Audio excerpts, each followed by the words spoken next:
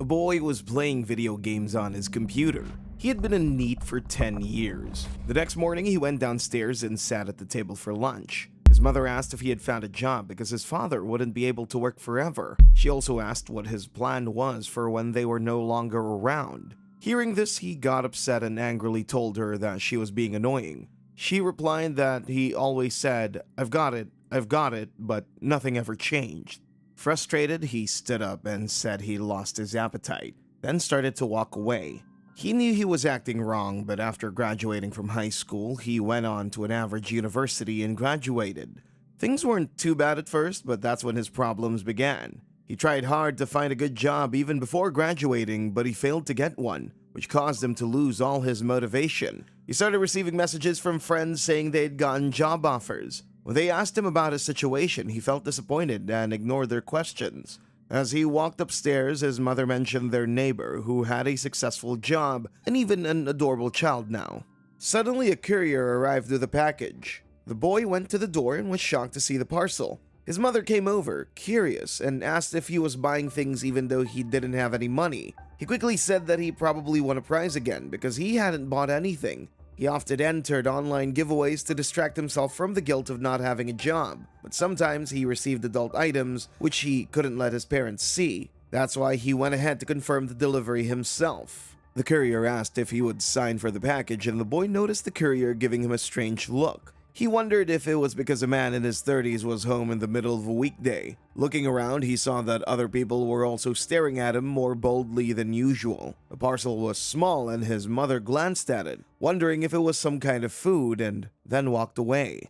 He went into his room, opened the parcel, and found a note and a disc inside. The disc had the title, Village of Fate, written on it, and he wondered if it was some kind of game. He read the note, which explained that he had been chosen to test the game. The note said that the game had the latest AI technology and was the first in the world to create characters that could think and act like real humans. He thought that sounded a bit exaggerated. He continued reading the game's description and the rules. One of the conditions was that he had to promise not to share any details about the game online. He found it strange that there wasn't any official agreement, and the promise just seemed like a basic contract. Another rule was that he needed to stay connected to the internet while playing, and if the villagers in the game died, he wouldn't be able to play the game ever again. That rule surprised him, and he thought it was a little harsh. Curious, he searched the name Village of Fate online but didn't find any results.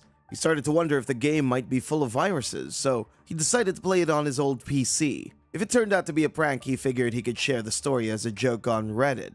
When he inserted the disc, the game's title appeared on the screen. He pressed enter to start, and that's when the first scene appeared. He was shocked by the incredibly high-definition graphics, better than anything he had ever seen. He saw some villagers riding in a carriage, and suddenly, monsters attacked them. He wondered if the villagers were about to be hunted. A girl holding a holy book kept repeating God of Fate as if she was praying for help. He moved his cursor, thinking that the monsters were going to take down the horse. Suddenly, the man driving the carriage tried to defend it, and a bright light began shining from the holy book. Within seconds, the whole screen was filled with light. Confused about what had just happened, the next scene showed the villagers happily talking to each other while standing in the middle of the forest. He realized that this was probably where the actual game was about to begin.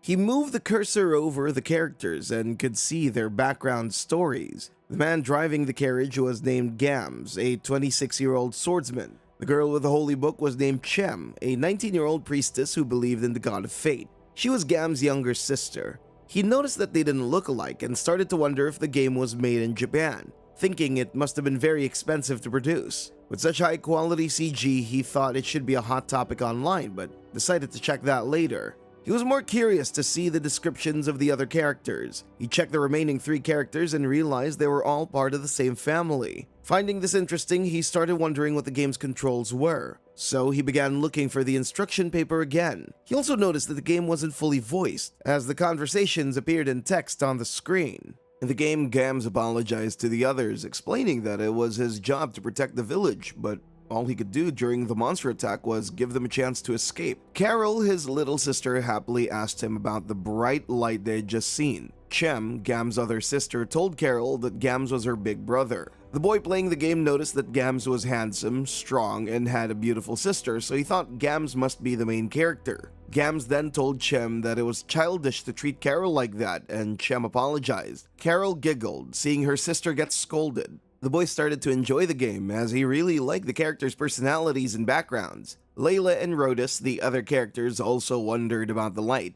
Chem explained that the mysterious light had come from the Bible she was holding. The boy then received instructions that he had to write a prophecy for the villagers every day. He had now become the god of the game and was responsible for guiding the villagers to prosperity. When he read the instructions, he was stunned and couldn't fully understand them at first. He thought the game might only be able to recognize simple sentences or words, so he wrote a sentence, thinking that if the AI could even understand a small part of it, it would be an amazing game. After he wrote the prophecy and pressed enter, a light appeared on the Bible. The girl, Chem, opened it and started reading, telling the others they had received a prophecy from the god of fate. Everyone got excited and started praying. Since no one except Chem could read, they asked her to read the prophecy for them. Chem read aloud a command to harvest trees and secure a place to live, all phrased in a prophecy-like way. The boy was completely shocked. He pulled back from his chair in disbelief. He hadn't expected it to work so perfectly. Seeing the characters understand and respond to what he wrote left him amazed, and he couldn't believe that technology like this existed. He thought to himself that if the characters could understand and react like that, then this game was truly unbelievable.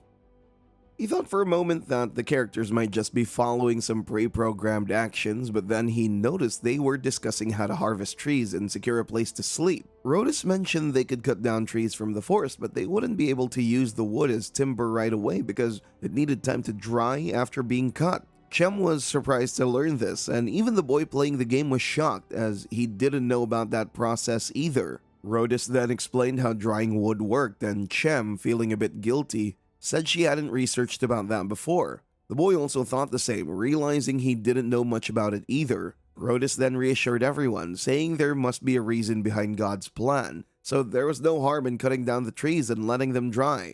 With that, they gathered their tools and headed towards the trees to start working. The boy realized that Gams and Rhodus were in charge of harvesting the trees while the girls were walking around looking for anything edible. He noticed he could use the scroll wheel on his mouse to zoom in and out of the scene. As he zoomed out, he saw a long, narrow area in the distance and guessed it might be the path they'd used to escape on the carriage earlier. He started to wonder how he could progress the game and whether it might actually be running in real time. He couldn't believe it and thought to himself that it was impossible for a game like this to exist. Suddenly, an explanation about fate points appeared on the screen. These points were granted based on how much the villagers felt indebted to the god of fate, which was him. He noticed that he currently had 97 points, and these points could be used to bring about miracles. The instructions explained that the more residents he had, the more fate points he would earn, and making the villagers happy would also increase his points. Curious, he looked at the list of miracles he could perform. Some of them included helping the escaped villagers reunite, or causing a traveling peddler or doctor to show up. He realized he could influence people's fate, but not control them directly. However, he could control things like the weather, which made him feel powerful, almost like a god. Unsure where to spend his limited points, he decided to listen closely to the villagers' conversation to decide how best to use them. He scrolled over to Gams and Rhodus and noticed that Rhodus was trying to talk to Gams, but Gams wasn't saying much. Curious about what the girls were discussing, he shifted the screen to them and saw they were talking about food. He thought summoning a peddler might be helpful since they could buy food from him. The villagers mentioned they only had food for 2 weeks and heard that he thought he should consider instructing Gams to go investigate that area tomorrow. But then he hesitated, wondering if it was a good idea to send their only fighter away from the group. Instead, he thought about using Carol, who wasn't doing much, to explore and expand the visible area. Just then, Carol picked up a mushroom and Layla quickly told her to drop it because it was poisonous. Seeing the situation, the boy thought to himself that if his careless actions led to the villagers' downfall, he'd feel guilty. He wondered if there was another miracle he could use to help. He spotted a miracle called Familiar and considered whether using it might expand the visible area of the map. But then, he stressed over the fact that even a simple dog or cat would cost 300 fate points, which he couldn't afford. As he lowered his head, feeling the pressure over a mere game, he noticed there was another option to increase fate points: a payment system.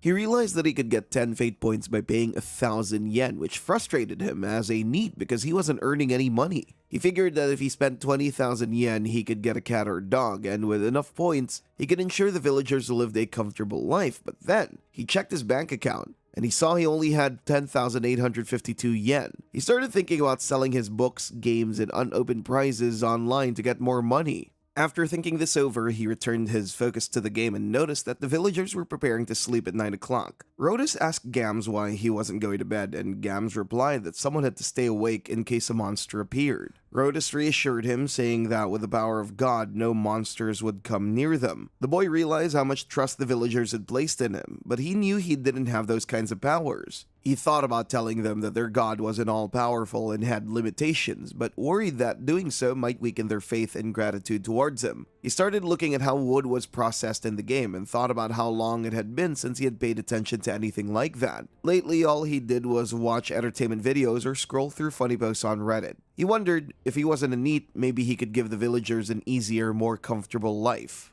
Suddenly, he stood up, realizing he was regretting his past over a game. He thought games were supposed to be just for fun, not something that made him feel bad. As he sat back down, he felt a sharp pain in the scar of his stomach, which brought back a painful memory. He remembered when his little sister was in danger and he got into a fight with a boy on the street. That boy stabbed him in the stomach with a knife. At that moment, he had left something important behind and ran for it, and that's when everything started going downhill. With sadness in his eyes, he stood up from his chair, thinking he just wanted to lose himself in gaming because he felt like there was nothing else left for him to do.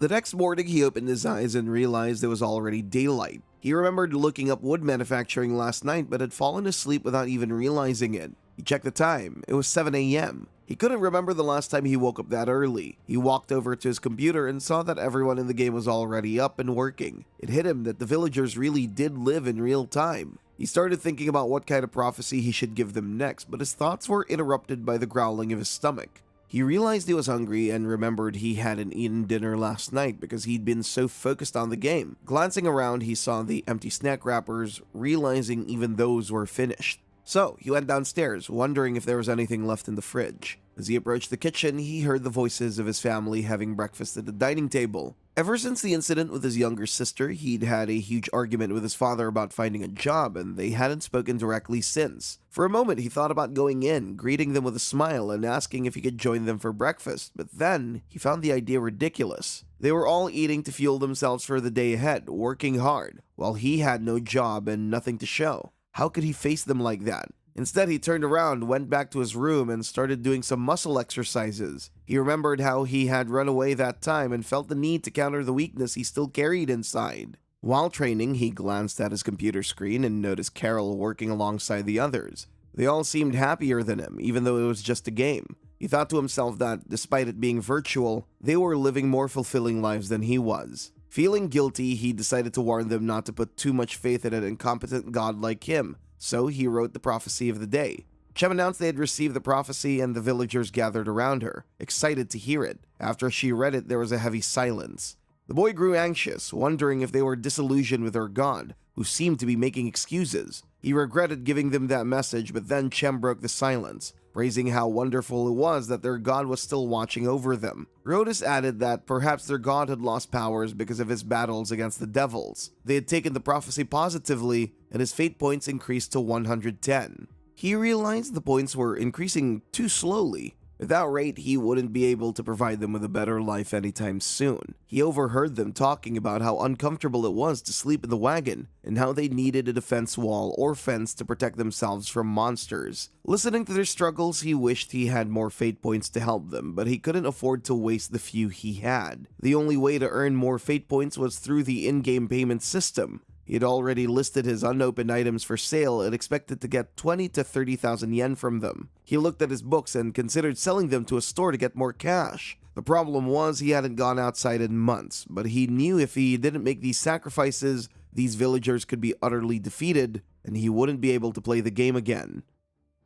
After thinking through everything, he decided to go outside. He put on some better clothes, realizing they fit him well even though he hadn't gained any weight. As a kid, he had imagined growing into a more refined adult in his 30s, thinking it would happen naturally. Now he promised himself he'd continue the game tomorrow. Just as he was about to leave, he saw Carol in the game fall and injure herself. It made him sad to see her struggle. Despite her injury, she gathered her wood sticks and kept walking.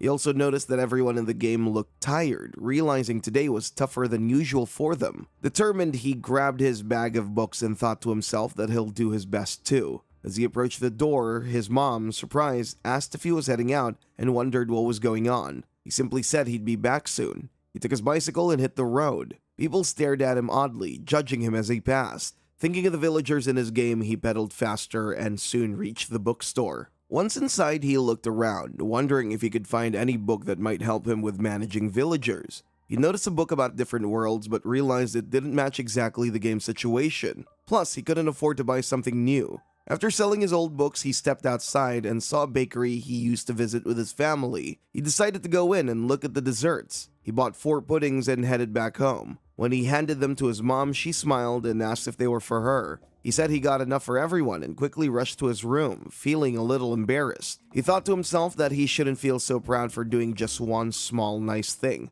wondering what he was doing with his life at his age. After spending 20,000 yen, he finally had the 310 fate points. He watched as the villagers cooked dinner and sat together. He wondered what kind of miracle he should use next. There was a feature that allowed him to review their past conversations, but he felt uneasy about it, thinking it might be like eavesdropping. Still, he decided to test it out. When he clicked on it, he could suddenly hear their conversations from earlier in the day while he was away. They were talking about how nice the weather was, and Layla mentioned wanting to bathe in the river. Chem, however, pointed out that there were many men around. Layla winked and joked that she wasn't too worried about being seen since both her husband and daughter were used to it. She also teased that Gams wouldn't be interested in the body of an old lady like her. She added that Carol wouldn't mind if Gams saw her either, so it was all fine. After hearing this, he thought that maybe he didn't need to worry too much about Layla or Carol, but Chem's brother complex was definitely more serious than he expected. Suddenly, he read that Layla was wondering about the swarm of monsters that had attacked their village, mentioning how the villagers were scattered in the blink of an eye. Yoshio was confused, wondering what day she was talking about. As he continued to listen to their conversation, he realized they were referring to a village made of magnificent stone.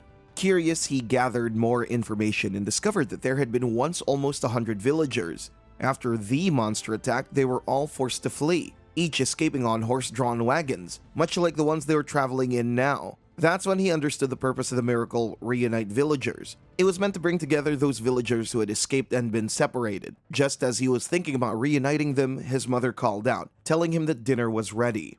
He went to the dining room and noticed his father sitting at the table. It was unusual to see him home this early. Ever since he became a NEET, they only saw each other face to face a few times each month. He tried to start a conversation, but his father didn't seem interested in talking. Instead, his father asked if Sayuki, his younger sister, was working overtime. Unlike him, Sayuki was hardworking and had successfully entered the field she wanted. She often said that working late didn't bother her at all. Their mother then mentioned that she had received some handmade tsukemono from Okiku and asked if he wanted to try some.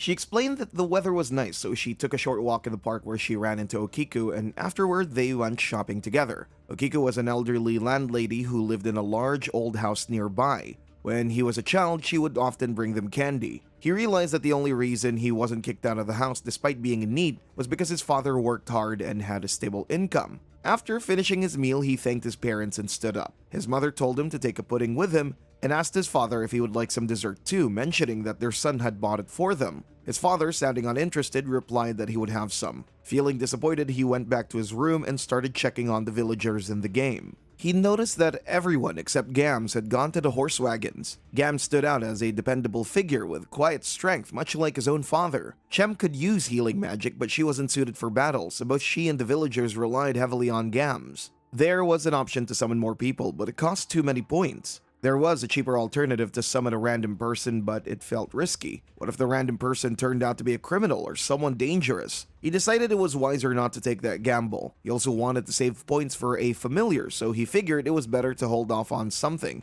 Realizing how much stress this game was causing him, he thought it would be best to sleep and figure things out tomorrow. Just as he was about to get up from his chair, a notification suddenly popped up. Attack. He quickly alerted everyone to wake up. Chem, sounding stressed, asked what was happening. Gams told her that monsters were attacking and warned everyone not to leave the wagon under any circumstances. Rodis told his wife and daughter to stay inside the wagon because it was a dangerous situation. Gams, staying calm, reassured everyone that he would handle it and asked Chem to be ready to use her healing magic if needed. Yoshio felt incredibly stressed. The area was too dark for him to see the monsters, and he didn't know where they were. Suddenly, 2 stray dogs appeared. Yoshio knew Gams was strong, but it was 2 against 1, and he became even more anxious. He considered using a miracle for help, but before he could act, the monsters attacked Gams. Gams fought back fiercely with a sword and managed to kill both of them. After the fight, Gams sat on a log, exhausted. His sister ran toward him with a smile, asking if he was okay, but suddenly, Gams collapsed, and everyone froze in shock. Yoshio shouted his name, realizing it hadn't been a flawless victory. His sister began crying, holding him in her arms.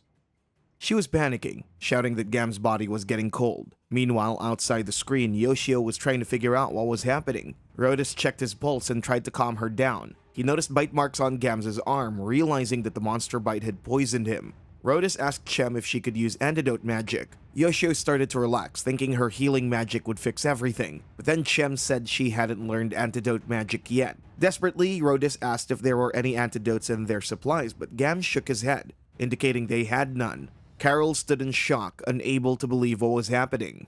Chem, crying, started begging her brother not to leave her. In her desperation, she shouted at God, pleading for help to save her older brother and promising she would do anything. Yoshio panicked, unsure of what to do. If Gams died, everything would be over, and he wondered if there was anything he could do. Clenching his fists, he tried to calm himself, reminding himself that he was the god in this game. He remembered there was an option to reverse the situation and frantically searched for it. Instead, he found a miracle called Traveling Doctor Shows Up, which costs 300 fate points. He hesitated, debating whether to use it. What if the doctor didn't arrive in time? It was a gamble. He started shouting in frustration, worried about the outcome. Suddenly, his mom yelled from downstairs, telling him to quiet down. Realizing how loud he had been, he thought that even if a doctor did show up in the middle of the night, it might seem suspicious to the villagers. After thinking it over for a moment, Yoshio decided to use the miracle. A traveling doctor suddenly appeared in the village. Chem, shocked and angry, demanded to know who he was. The doctor calmly told them not to worry and introduced himself as a traveling physician. Yoshio smiled, thinking it was natural for them to be suspicious of him. To ease their concerns, he revealed a prophecy, and Chem, surprised by a prophecy coming so late at night, read it with heartfelt gratitude toward God. The doctor then asked to examine Gams, and everyone watched anxiously. He pulled out an antidote and applied it to Gams' wound. Slowly, Gams began to feel better. His pain faded, and his body temperature returned to normal. Everyone was relieved and happy to see Gams recovering. Yoshio, feeling much more relaxed, even wondered whether the doctor was male or female. Meanwhile, Rodis began reading the prophecy aloud. In it, Yoshio had explained how he guided the doctor to them and reminded them that, although their struggles would continue, they should never forget that their god was watching over them. Yoshio, trying to sound like a true god, wondered how it came across. Seeing the villagers' happy expressions, he felt reassured that he had done a good job. The next day, the girls were gathering ingredients for food while Rodis was practicing with a sword to protect everyone. Suddenly, a rabbit rustled through the bushes, and the noise startled Rodis, causing him to fall down. Meanwhile, the doctor was busy preparing herbs for Gams' treatment. Suddenly, Chem asked the doctor why he came this way, and he explained that his family had been doctors for generations, and this place called the Forbidden Forest was full of monsters, but also rich in herbs. The previous night, after finishing gathering herbs and preparing to set up camp, he saw a bright light in the distance. At first, he wasn't sure if he should go towards it, but eventually, he decided to follow the light. Chem smiled and said it must have been God's guidance. The doctor replied that while they valued nature above all and didn't particularly believe in God, it could have been an act of God. Yoshio realized that the doctor was agnostic. He acknowledged the possibility of God's existence, but didn't fully believe in it. Chem asked the doctor if he would be leaving soon. The doctor replied that he couldn't abandon his patient, even though the worst part was over. He then asked if they would allow him to stay a bit longer, as he had some time to spare. With a big smile, Chem agreed, saying he could stay as long as he liked. However, she mentioned that they didn't have any proper shelter at the moment and asked if he was okay with that. Yoshio smiled, thinking it was good that the doctor would stay with them, but he also realized the issue. Since the doctor was there, the wagon was now full, so someone would have to sleep outside.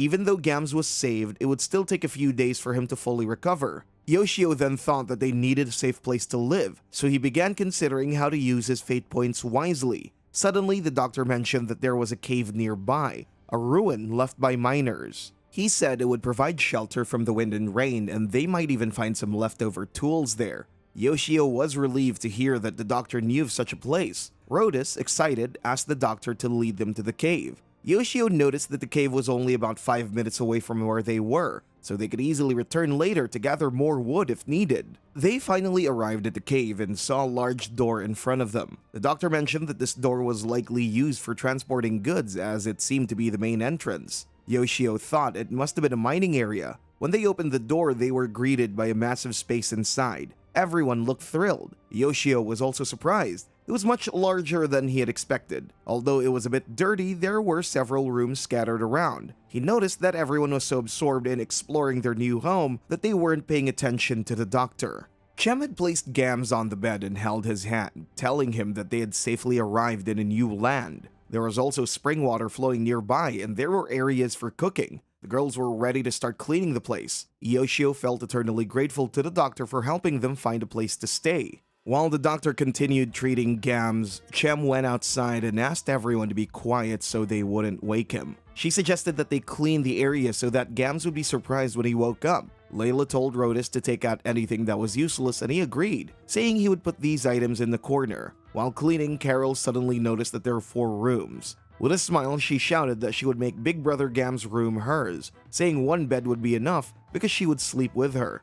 Chem, watching her from behind, wondered why Gams would share his room with Carol instead of her. She thought to herself that Gams had spoiled Carol a little too much. Yoshio was a bit concerned about the relationship between Carol and Chem, but he figured they generally got along well as fellow villagers. He then thought about how they could finally start building a village now that they had the potential to turn the cave into a livable place. He noticed it was already noon and realized he hadn't eaten anything yet. Feeling hungry, he decided to grab something to eat. Just as he left his room, he suddenly saw his sister Sayuki coming out of hers as well. He was shocked and asked Sayuki if she was on holiday. She replied that she wanted to go downstairs to eat and angrily told him to move aside. He told her that he was going to the first floor too, but she warned him not to use the bathroom there. Hearing that made him even angrier, but since that incident, she had never acted the same way towards him. He didn't say anything, but just assured her that he wouldn't use it. After eating, he returned to his room, thinking about his sister. He remembered how friendly they used to be, often going out to relax together. He wondered if they would still be close siblings if that incident hadn't happened. He felt a pain in his stomach, realizing he had to move on, because even though he felt regret now, he knew there was nothing he could do about it. He then decided to check on the villagers and noticed they had cleaned the place very well. Rhodus asked Layla where Chem was, and she replied that Chem was checking in on Gams. Carol said she wanted to go there too, but Rhodus told her to leave them alone for a while. With a smile, he suggested that she stay with her dad and join him on an expedition to the cave. She agreed, saying that once her big brother got better, she would give him a tour. Meanwhile, Chem entered the room and asked the doctor if she could take care of her brother, urging him to rest. The doctor agreed, saying the symptoms from the poison had settled down and she would accept Chem's offer. She told Chem to summon her immediately if something unusual happened. Chem thanked the doctor and held her brother's hand, letting him know that she was there. Yoshio felt happy to see that Gam's condition was improving. Suddenly, a dream box appeared above Gams. He clicked on it and the screen changed completely. Suddenly, the scene changed, then Yoshio saw a younger Gams. He was surrounded by a whole squad of friends who were inviting him to go out for drinks. Gams politely declined, saying he was heading home because his sister was waiting for him. Yoshio was shocked to see Gams during such an innocent time in his life. When Gams finally reached home, he found his father drinking heavily. Annoyed, Gams remarked that he was drinking again and threw a bottle at him. He then handed his father a pot of coins, which he had promised in exchange for watching over Chem while he was working. Gams asked where Chem was and went downstairs, only to find her lying in a bad condition. He was shocked and asked how many days she had gone without food. Yoshio felt the same shock, wondering if this was child abuse. Gams grew angrier, saying he should have left this place sooner. He started to walk away when his father tried to stop him. The father claimed that he was just careless because he was drunk and assured Gams that he would keep his promise from now on. But Gams picked up his sister and angrily told his father to move aside unless he wanted to die. Gams then went out of the house and Chem asked him where they were going. He replied, "Anywhere but home." She pointed out that if they didn't hurry, their father would really be angry. Gams told her that they wouldn't see him ever again, so there was no need to be scared. Chem then said maybe their mother and father hated her because she was a bad girl and always got scolded. But Gams shouted that that wasn't true. They were the bad ones. He reminded them of the time their parents said they would sell Chem because she was bad and useless, so at least she would be of some use in the end. Yoshio realized they were living in a much worse situation than he had imagined. Gams told Chem not to think of them as her parents anymore, but he promised to take care of her and asked her to live with him, have fun together, be happy. Chem smiled and hugged him, saying that she loved her big brother. Now the screen returned to the present time, and Yoshio realized why Chem had a big brother complex. With such a cool brother, it made sense that she would depend on him. Suddenly, Gams opened his eyes and asked if he had worried his little sister. Tears streamed down Chem's face as she hugged him, relieved to see him speaking. Everyone else appeared at the door, happy to see Gams awake. Yoshio also felt a sense of relief, thinking that finally they were all happy. He knew that everyone depended on Gams. He was a character who would naturally be popular. On top of that, he was handsome and strong. Yoshio was sure that the bond between Chem and Gams would never weaken from now on. As he thought about his own relationship with his sister, he suddenly noticed tears streaming down his face. He was shocked to realize he was crying. He laughed a little, wondering if he regretted things so much that it made him cry. He thought to himself that he really wanted to change. From his windows, he saw his dad and sister walking away together. As they left the house, she asked him if he was wearing the necktie she had given him. Her dad smiled and asked if it looked strange. She smiled back, telling him that it suited him very well. After watching them leave, he walked over to his computer and saw Layla preparing meals with Carol's help, while the doctor and Gams were out on patrol. He looked around, feeling happy to see that they'd all set up the necessary equipment and furnishings for comfortable living. It had been 3 days since they moved into the cave and their way of life improved dramatically. He felt it was worth using that miracle. Meanwhile, Gams had faced a large boar in front of him. The boar charged at him, but Gams dodged the attack. Suddenly, an arrow struck the boar, knocking it out. The archer who fired the arrow was none other than the Dr. Mullis. Mullis walked over to Gams and reminded him not to push himself too hard while he was still recovering. Yoshio checked the doctor's name and noticed that there was no background information except the name, Mullis. Not only was he skilled at making potions, but he was also a master archer, making him a great partner for Gams. Additionally, Mullis could use magic to manipulate plants, and he was the one who had led them to the cave. Yoshio hoped Mullis would join the village permanently, but under the doctor's background info, there was only a box labeled secret and nothing more. Yoshio thought it was strange that Mullis hadn't joined the group yet, especially after he'd already spent 30,000 yen on the game. He realized that this game wasn't as straightforward as he initially thought. Afterward, they returned to the cave where Chem thanked them for the patrol. Carol excitedly welcomed them home. Gams and Mullis handed over the boar meat they had just hunted, and Layla was thrilled to know that they'd be having meat for dinner. However, she pointed out that they were running low on seasoning and salt, which were essential for cooking and preserving the meat. Yoshio found this concerning. He realized that even though the area around the cave had an abundance of natural crops, they still needed a stable food source, like a farm. He thought about calling a peddler to buy seeds and supplies.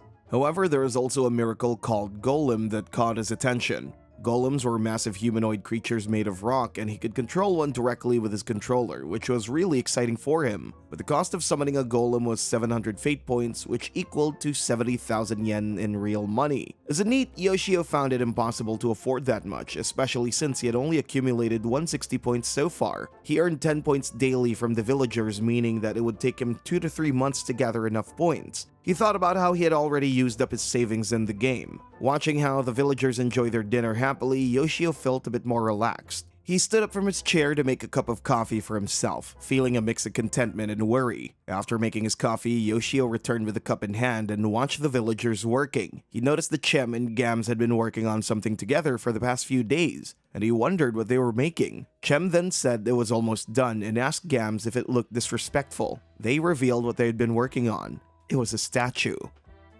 Gams reassured Chem, saying that what truly mattered were their feelings, and he was certain their thoughts were reaching God, who was also watching over them. Mullis asked if it was a statue of God, and Chem confirmed it, explaining that although the craftsmanship was rough, they needed a place to worship or make offerings. Yoshio realized it was a statue for him, but because it was carved so crudely, it was difficult to tell if it depicted a male or female figure. He then wondered about the gender of the god of fate. As Chem offered some fruits to the statue, the offerings disappeared before them. Yoshio realized that since God existed in their world, offerings vanishing wasn't particularly surprising. He also noticed that his fate points had increased as a result of the offering. When he read the instructions, he saw that offerings made to him also contributed to raising his fate points. Yoshio decided to talk with the villagers about offering things they didn't need, but he didn't want to burden them or come across as forceful, so he revealed a prophecy to them, suggesting they could offer unnecessary items to him, explaining that he could turn their goods and thoughts into miracles. He was pleased with how he phrased it, as it didn't come off as begging or demanding. The villagers seemed happy as they read the message, their faces lighting up with smiles.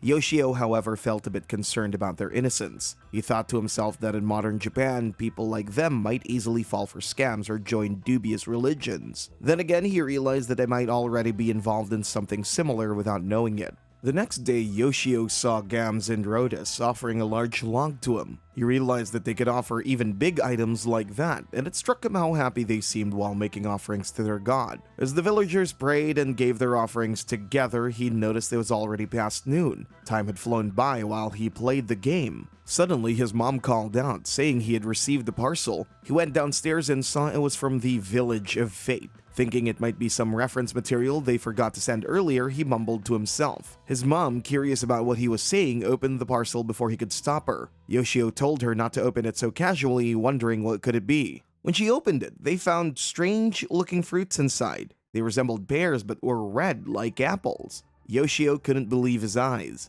These were the exact fruits the villagers had offered him the day before. His mom, thinking they were some exotic fruits he ordered, said they'd eat them for dessert that evening. He caught the scent of the fruits, noticing a faint citrus aroma. It didn't seem artificial at all. Remembering how the villagers enjoyed them, he decided to take a bite. To his surprise, it was the most delicious fruit he'd ever tasted. He figured it might be a thoughtful touch from the game's creators, possibly just a common fruit in some foreign country. Either way, he wasn't complaining since he got to enjoy something so tasty. Feeling satisfied, he returned to his computer and wrote a new prophecy for the villagers. In it, he thanked them for the fruits and assured them that they didn't need to offer food unless they had extra. He reminded them to prioritize themselves first. Smiling, he thought about how once he saved up enough points to obtain a golem, he'd be able to help them even more. Suddenly, his mother shouted for him to come downstairs, and from her tone, he could tell she was a bit irritated. He hurried down and saw a log at the door stamped with the symbol of the Village of Fate. His mother asked what he was planning to do with it, but he was completely stunned. It was the same log the villagers had offered him the day before.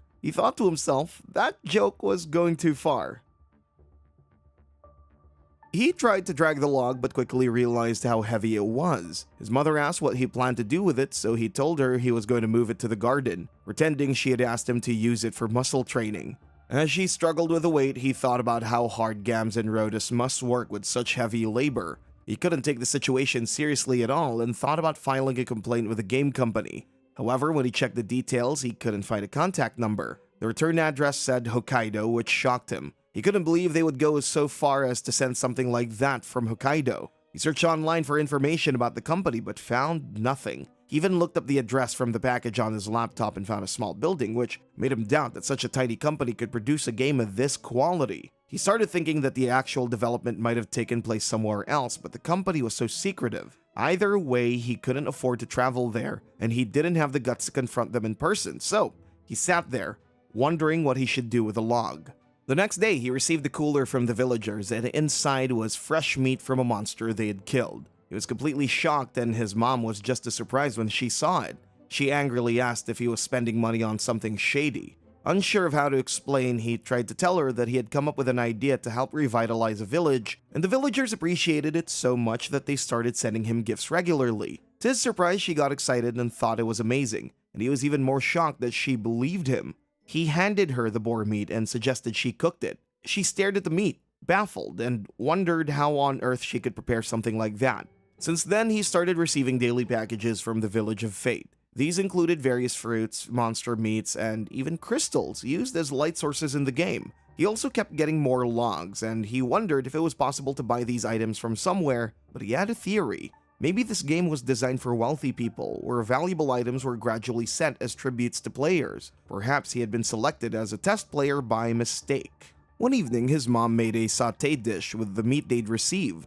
As they sat at the dinner table, she asked if he could get more of those fruits because she felt healthier after eating them. He told her that he would ask the villagers about it. She mentioned that even Sayuki liked the meat. His dad chimed in, saying the meat was really delicious with a more natural flavor than what they usually buy from stores. He added that the meat had a texture and taste that made it feel like real quality meat. Seeing his dad talk about it so much reassured Yoshio that he truly enjoyed the food, as it was rare for his dad to speak so enthusiastically. The next day, he was in the garden trying to cut wood with a saw. His father watched as he struggled, finding it really difficult. His dad offered to show him how to do it properly. He suspected his father was helping him because he didn't want the neighbors to see him struggling and get embarrassed. After demonstrating, his father handed the saw back and told him to try again. From that point on, his father started giving him advice regularly, and last weekend, they even made plans together to use the logs to repair the garden fence. He also began thinking about how he could teach the villagers to cook meat. His mother had taught him a lot about cooking, so he had become somewhat decent at it. It had even become a routine for him to have lunch together with the villagers. In the evening, while he was looking for something in the fridge, his sister suddenly came home. Hesitantly, he greeted her, and she was surprised to hear him speak, replying that she was glad to be back. Sitting in his room later, he reflected on how he was able to talk to his family more now, all thanks to the Village of Fate. He began to wonder if he was helping the villagers or if they were actually helping him. Meanwhile, Gams had also built a fence around the cave to ensure their safety. After building the fence, Chem asked her brother if monsters could jump over it. He reassured her, saying not to worry. If any did get over, he and Mullis would handle them. He added that the only real issue was the number of enemies like last time, so there was no point in stressing about it. He then suggested they head inside. Yoshio thought that they seemed more confident about their defense now, but he noticed something was off. They all appeared more tense, even though their situation should have improved. They were trying to act calm, but their restlessness was clear. He also noticed everyone sighed when they looked at the wooden calendar. The last day of the month was marked, and he wondered if something special was set to happen on that day. Everyone was having dinner when Carol asked why everyone looked so gloomy. Rhodus told her that Mama and Papa were doing well and were always affectionate with each other, but she pointed out that everyone sighed whenever they looked at the calendar. Rhodus admitted that they didn't want her to worry, then asked if she remembered how they always told her to stay inside on the last day of the month and go to bed early. She nodded and saying that she remembered because the adults always had really scared faces and got easily angry on that day. She then wondered aloud, if there are so many gods, why is it only the 7 gods, and why are there 12 months in a year? Shouldn't there be 5 more gods? Rhodus smiled at how observant she was and explained that the 7 gods were originally responsible for the 7 days of the week, representing light, moon, fire, water, nature, lightning, and earth. Yoshio realized that their world had a similar system with their Monday to Sunday linked to those elements. He understood the system of their gods better now, realizing that he was one of those gods who followed one of the 7 gods. This helped him grasp the purpose of his position a little more clearly. He learned that there had been conflicts among the gods, leading to a massive battle. The first 31 days of this battle were marked by devastating freezing winds. On the 120th day, the god of nature emerged as the strongest. On the 182nd day, the gods of water and lightning fought fiercely against each other. Then, on the 243rd day, the god of fire exploded with rage. It took a full 365 days for the gods to stop fighting. As a result of this long conflict, the faction of the gods that emerged victorious came to this world. Those gods became responsible for the 7 days of the week, and the periods during which they thrived,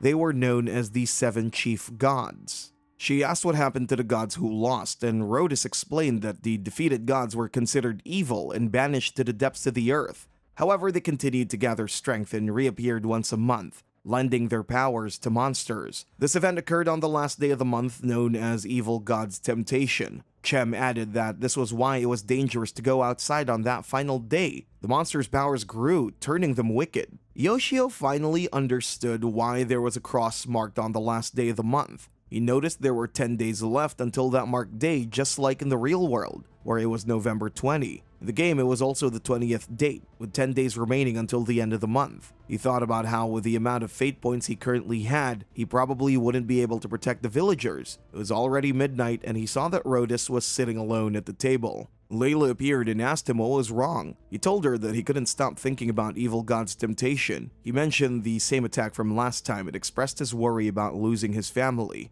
Seeing Rhodus tremble so much, Yoshio wondered what had happened during the last Evil God's temptation.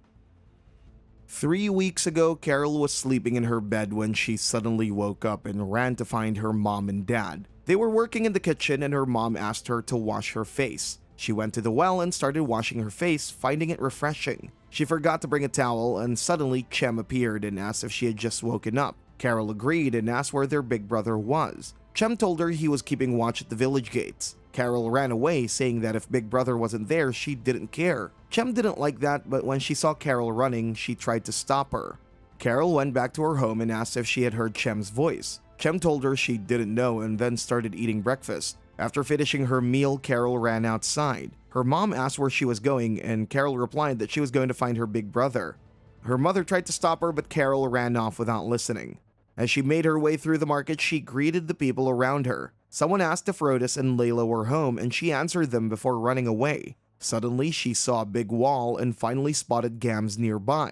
She ran towards him and hugged him tightly. Gams told her she shouldn't be out there that day. Curious, she asked why, and he explained that it was a special day and pointed out that no other kids were around. She agreed and asked him if he had built the big wall. He shook his head and said that there had been a massive war several decades ago, and this site served as a stronghold. After the war, refugees moved in and prospered in that town, and she wondered if the walls protected them from enemies, and Gams agreed, just as her mom appeared.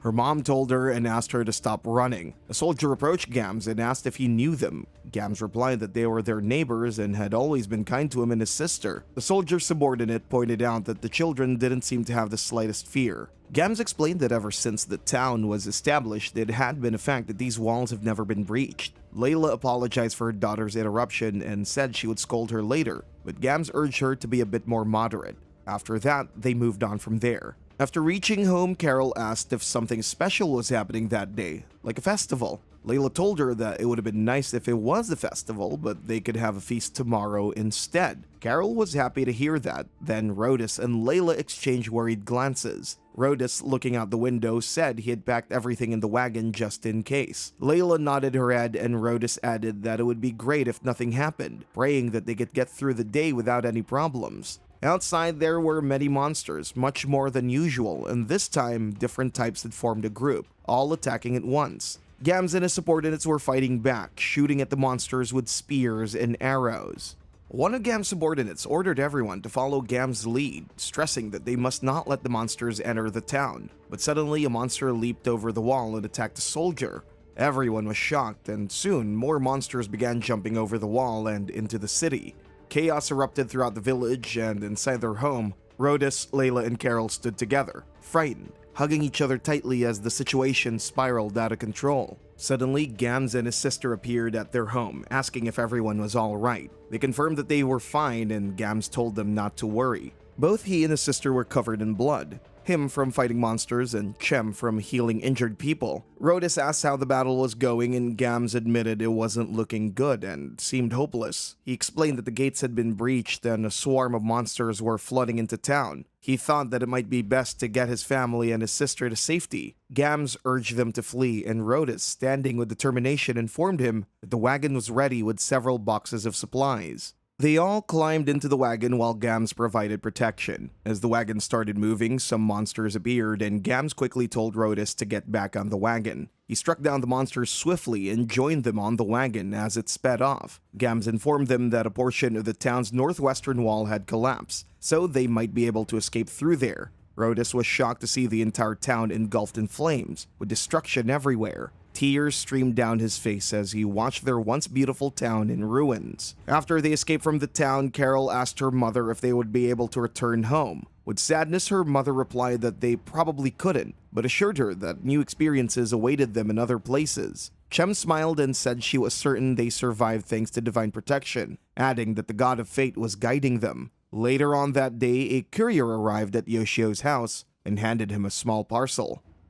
In the present, Rhodus was working hard on improving his fighting skills, with Gams teaching him. However, sometime Gams told Rhodus that he wasn't suited for battle and advised him to leave the front line fighting to him and Mullis. Sadly, Rhodus admitted that he thought any extra strength would help, but now realized that he didn't know his limits. He apologized to Gams for taking up his time, and Yoshio observed that Gams was quite strict.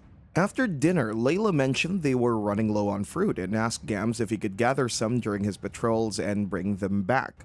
Carol excitedly raised her hand, saying she wanted to join and help him too. Rhodus was a bit surprised by her enthusiasm. She explained that she hadn't been able to go outside since they moved to the cave. Rhodus reminded her that he had already told her before that, as the special day approached, monsters grew stronger and it became much more dangerous outside. But Carol smiled and said she would be fine with her big brother and would gather lots of delicious fruit. Hearing that, her father angrily slammed the table and scolded her, telling her to listen to what he was saying. Everyone was taken aback by his reaction, and Carol's eyes were filled with tears. Carol ran from the table, crying and shouting that she hated him before locking herself in a room. Yoshio observed Rhodus' behavior and reflected on his own helplessness. He thought that at best, all he could do was give the villagers hope through prophecy, but he knew that wouldn't solve their problems. With only 214 fate points, he considered using a miracle like summoning a group of hunters. However, it was risky since there was no telling what kind of personalities these hunters might have. The best option, he thought, was to summon a golem, because he would be able to control it, ensuring it wouldn't harm the villagers. But the problem was that he needed 700 points,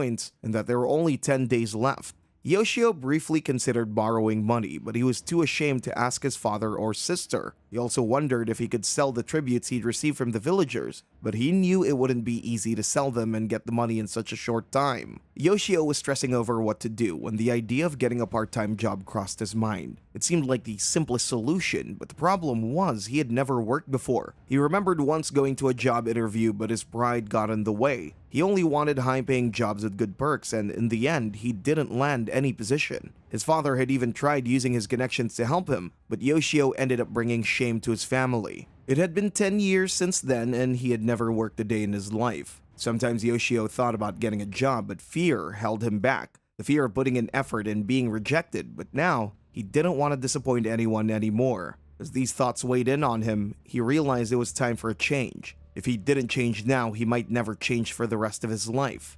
He began to wonder if he could find a job that would pay him at the end of the month, something that could help him gather enough money to support the villagers. However, finding short-term work was challenging in his area, and since he didn't have a driver's license, it made things even harder. He started thinking about the possibilities, but realized the obstacles made it difficult to find any immediate solution. Rhodus was trying to comfort Carol, but she refused to speak to him. Layla came in and gently suggested that he give her some space for a while. Watching their struggle, Yoshio felt the weight of their emotions. Determined to take action, he put on his jacket and decided that he needed a job magazine since he didn't want to rely on the internet. He grabbed his bicycle and rode out to pick up a magazine with job listings. When Yoshio returned home, his mother noticed and was happy to see him taking initiative. She welcomed him warmly and pleased that he had gone out. Yoshio hurried to his room, eager to look through the magazine for job opportunities. As he flipped through the pages, his mother called out that dinner was ready. He was downstairs and joined the family at the table for dinner. Yoshio noticed his sister had returned as well. She seemed surprised, asking if she wasn't supposed to be back, but he smiled and welcomed her warmly. She was a bit confused by his sudden friendliness. As they all sat down to eat, their mother unexpectedly announced that Yoshio was thinking about getting a job. Sayuki smiled awkwardly while their father commented, "So, you finally found some motivation?" Yoshio clarified that it was just a part-time job and he just needed a little cash. But his father responded, "The reason doesn't matter. It's good you're motivated now." Yoshio was surprised by this, as he had expected his father to insist on him only working full-time. Sayuki then teased him, saying he had changed lately and wondered if her big brother had gotten a girlfriend. Their mother laughed, joking that Yoshio didn't seem very popular, which made Yoshio wonder why his mom was answering for him. Yoshio noticed that Sayuki had called him big brother, and it made him happy. His father then asked if his decision to get a job was related to the village, surprising Yoshio with how sharp his father was. Yoshio admitted that it was, explaining that he felt it wasn't right to just keep receiving from the village without giving something back. Sayuki looked confused as she was the only one not following the conversation. Their mother reminded them it was bad manners to talk while eating and told them to finish their meal first. Sayuki agreed and asked her mother to explain everything after they were done.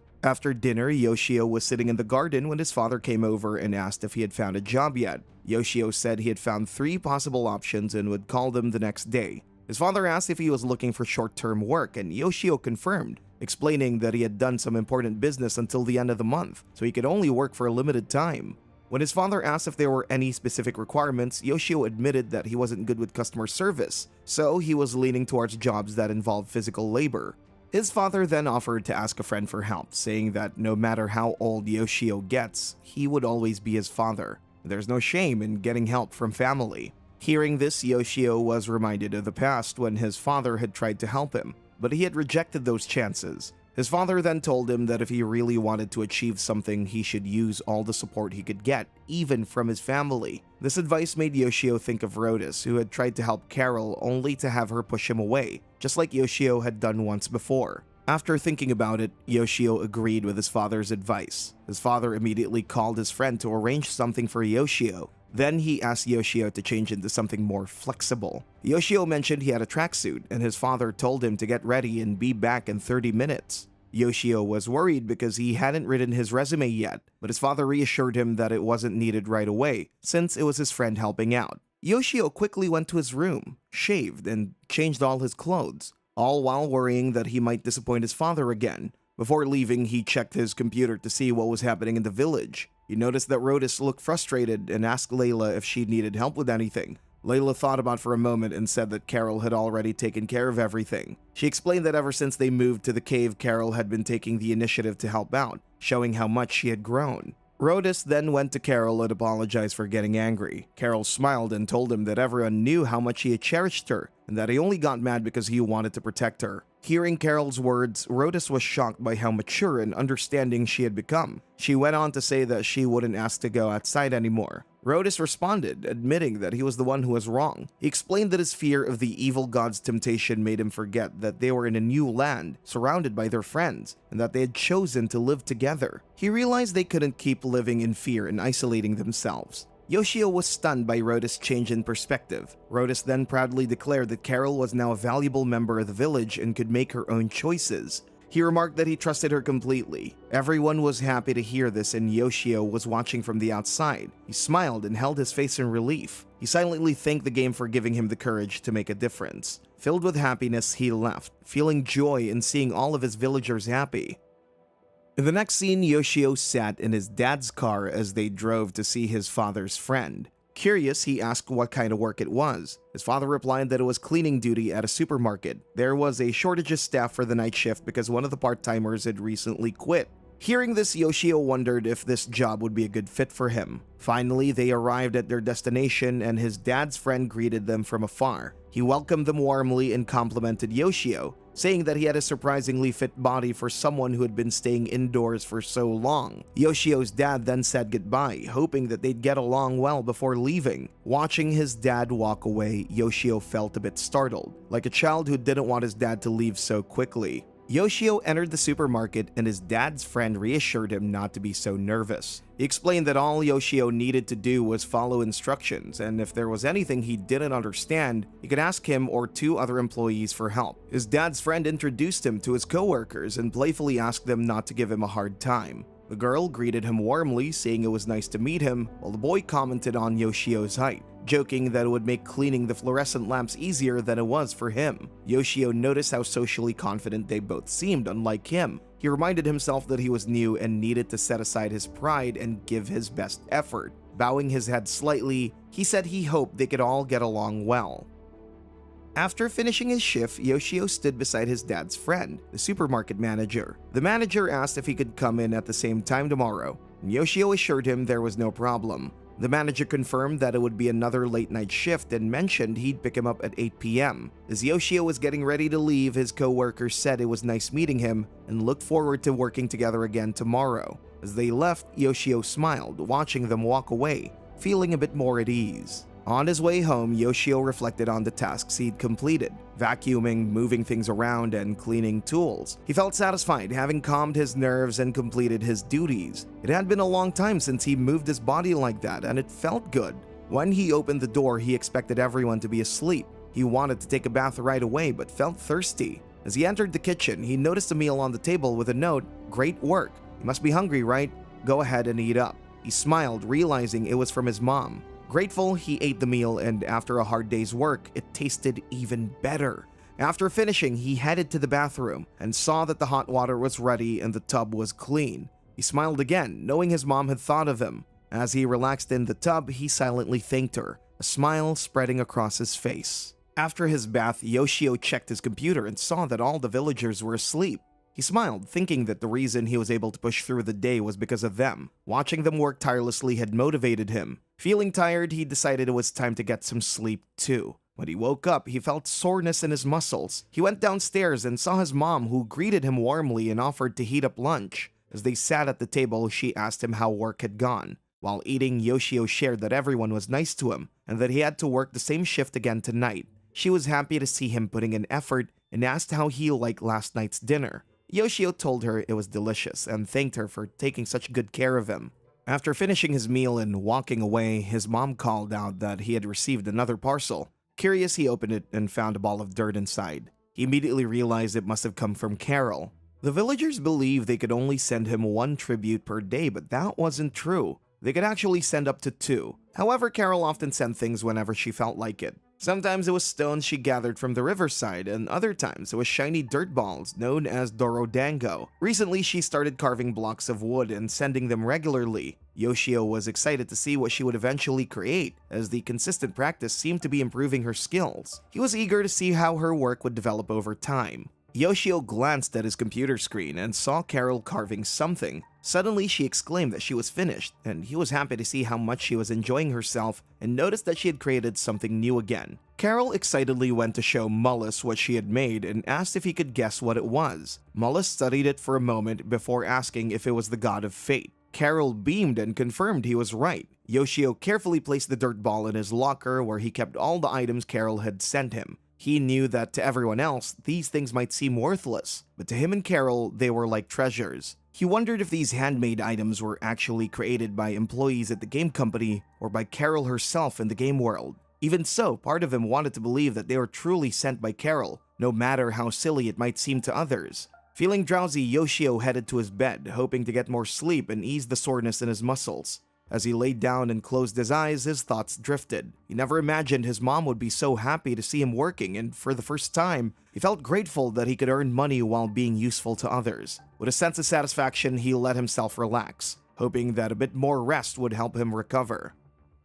After getting some rest, Yoshio got ready and went to work. While he was vacuuming, the manager asked if he was getting the hang of things and reminded him not to worry too much. There was no way to fully adjust in just 2 days. The manager reassured him that his staff were good people, pointing out that the male coworker, who might seem a bit pretentious, was actually a hard worker. Yoshio noticed that despite the guy's personality, he worked quickly and efficiently. The manager smiled and told Yoshio that what mattered most was being diligent, and he praised Yoshio, calling him an excellent worker.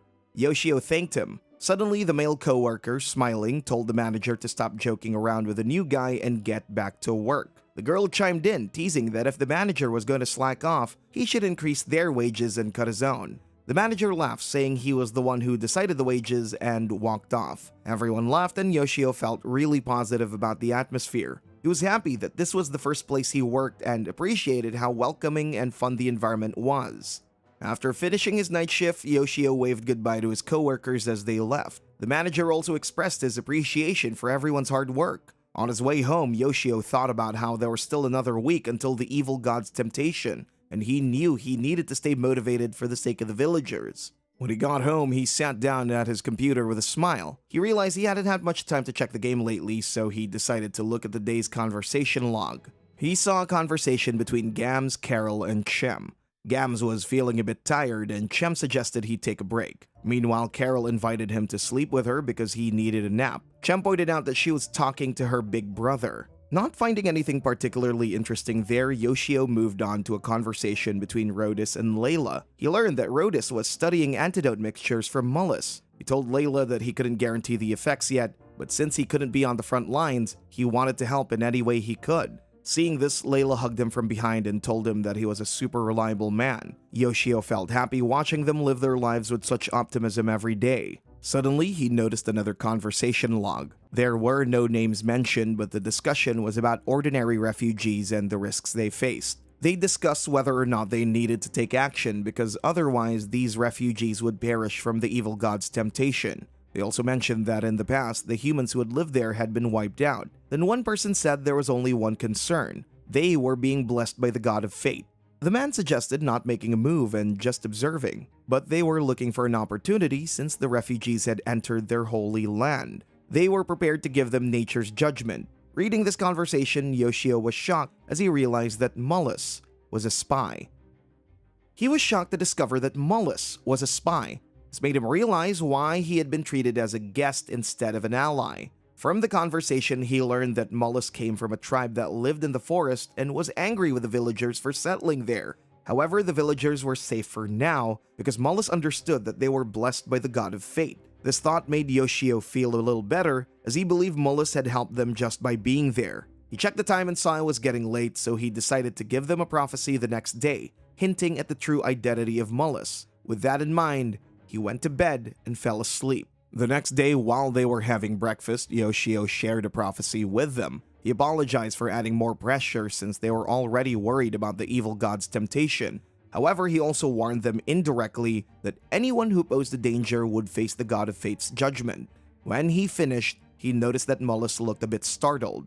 Chem asked him if he was okay, and Mullis confirmed that he was. Yoshio realized that Mullis seemed scared of the god of fate. Gams then said that with the god's assistance, they might be able to get through this somehow, and they should still do everything they could. Yoshio then thought he might have managed to stop Mullis from interfering unnecessarily. For now, he looked at his fate points, which were at 350, and hoped he could save enough money from his job to buy more fate points and take a chance on his golem. He felt excited thinking about using the golem alongside Gams. After that, he went to work with the manager. When he arrived, he noticed that Yamamoto, the boy coworker, wasn't there. He asked about him, and the female coworker told him that he wasn't feeling well and would be taking the day off. The manager confirmed this with a smile and said that the three of them would be working together in a smaller store than usual, so it wouldn't take much time. After completing the work, the manager told Yoshio that he was a lifesaver for coming with them. Hearing that made Yoshio really happy. When he reached home, he saw his dad eating dinner and his mom welcomed him. She remarked that if he had come back at this time, they could have waited for him to eat together. He told her that it was fine and explained that they finished their work early today and managed to return quickly. His mom said that he must be hungry and would reheat something for him. He noticed that she seemed to be in a really good mood, so he wondered if he should ask his dad about it. However, he lacked confidence and hesitated. After gathering up his courage to talk to his dad, his mom suddenly announced that the food was ready. He felt a strong energy from her and asked directly, "Mom, what happened?" She smiled, looking ready to share something, but his dad interrupted her, saying that her favorite TV series was about to start. Yoshio noticed that his dad had suddenly cut her off, which left him feeling a bit confused. After finishing dinner, he went to his room and thought about the compliment his boss had given him, which made him feel a bit too enthusiastic. Although he was sleepy, he decided to check on the villagers first. He noticed that Carol had already gone to sleep and Rhodus and Layla were getting ready for bed after spending some time together, so he decided to give them some privacy. He looked at Mullis, who was lying on his bed deep in thought. Yoshio expected that Mullis might disappear, but then realized it was also difficult for the villagers as they were counting on him. He knew he couldn't force Mullis to leave, so he decided to just watch his actions carefully. Feeling very sleepy, he thought it was best to go to bed as well. Suddenly, he noticed that the kanji for real was surrounded by a square.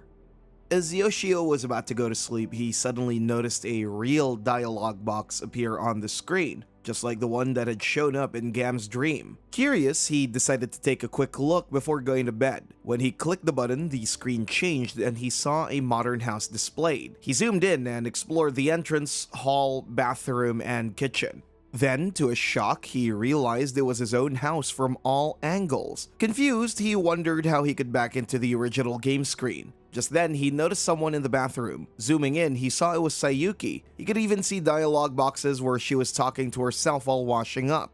Panic set in. If this was real and his sister found out he was spying on her, she would definitely kill him. Convinced that this must be a dream, he reassured himself, thinking he must have fallen asleep while playing the game. Yoshio then saw his mom and dad sitting in the living room and decided to listen in on their conversation. He figured that since it was just a dream, it wouldn't hurt to eavesdrop. As he started listening, he heard his mom ask his dad why he had stopped her from mentioning the wedding anniversary gift, something he had given her for the first time in 10 years. Yoshio realized that's why his mom had been so happy. He thought it was nice to see his parents getting along, though it still felt a bit awkward for him as their child. Then he heard his dad say he was glad she liked the gift, but for the past 10 years he felt distant. His mom asked if it was because of Yoshio, and his dad agreed. Yoshio was shocked to hear this, even though he knew it was just a dream. The words felt like a stab to his heart. He remembered how much calmer his dad had been before he became a NEET. His dad used to always give his best in everything. If Yoshio didn't understand something in school, his dad would patiently explain it in the easiest way possible. And when his mom scolded him and made him cry, his dad would secretly cheer him up with ice cream. Hearing all this now made Yoshio realize how much had changed, and it weighed heavily on him. Reflecting on his past, Yoshio realized he had never truly accepted his own mistakes. Instead, he had buried all these memories deep inside, blaming others and allowing himself to continue being a NEET. Tears welled up in his eyes, and then he overheard his mom saying how much brighter Yoshio seemed since he started working. His dad agreed, adding that he had always wanted to apologize for the hurtful things he'd said about Yoshio not trying hard enough or not finding a job. His mom laughed, recalling how Yoshio's dad used to be so laid back and a bit of a partygoer back in his university days. The dad, clearly embarrassed, admitted he had been worse than Yoshio back in those days and had barely passed his classes. He confessed that he had no right to criticize Yoshio, and he felt deeply guilty about it.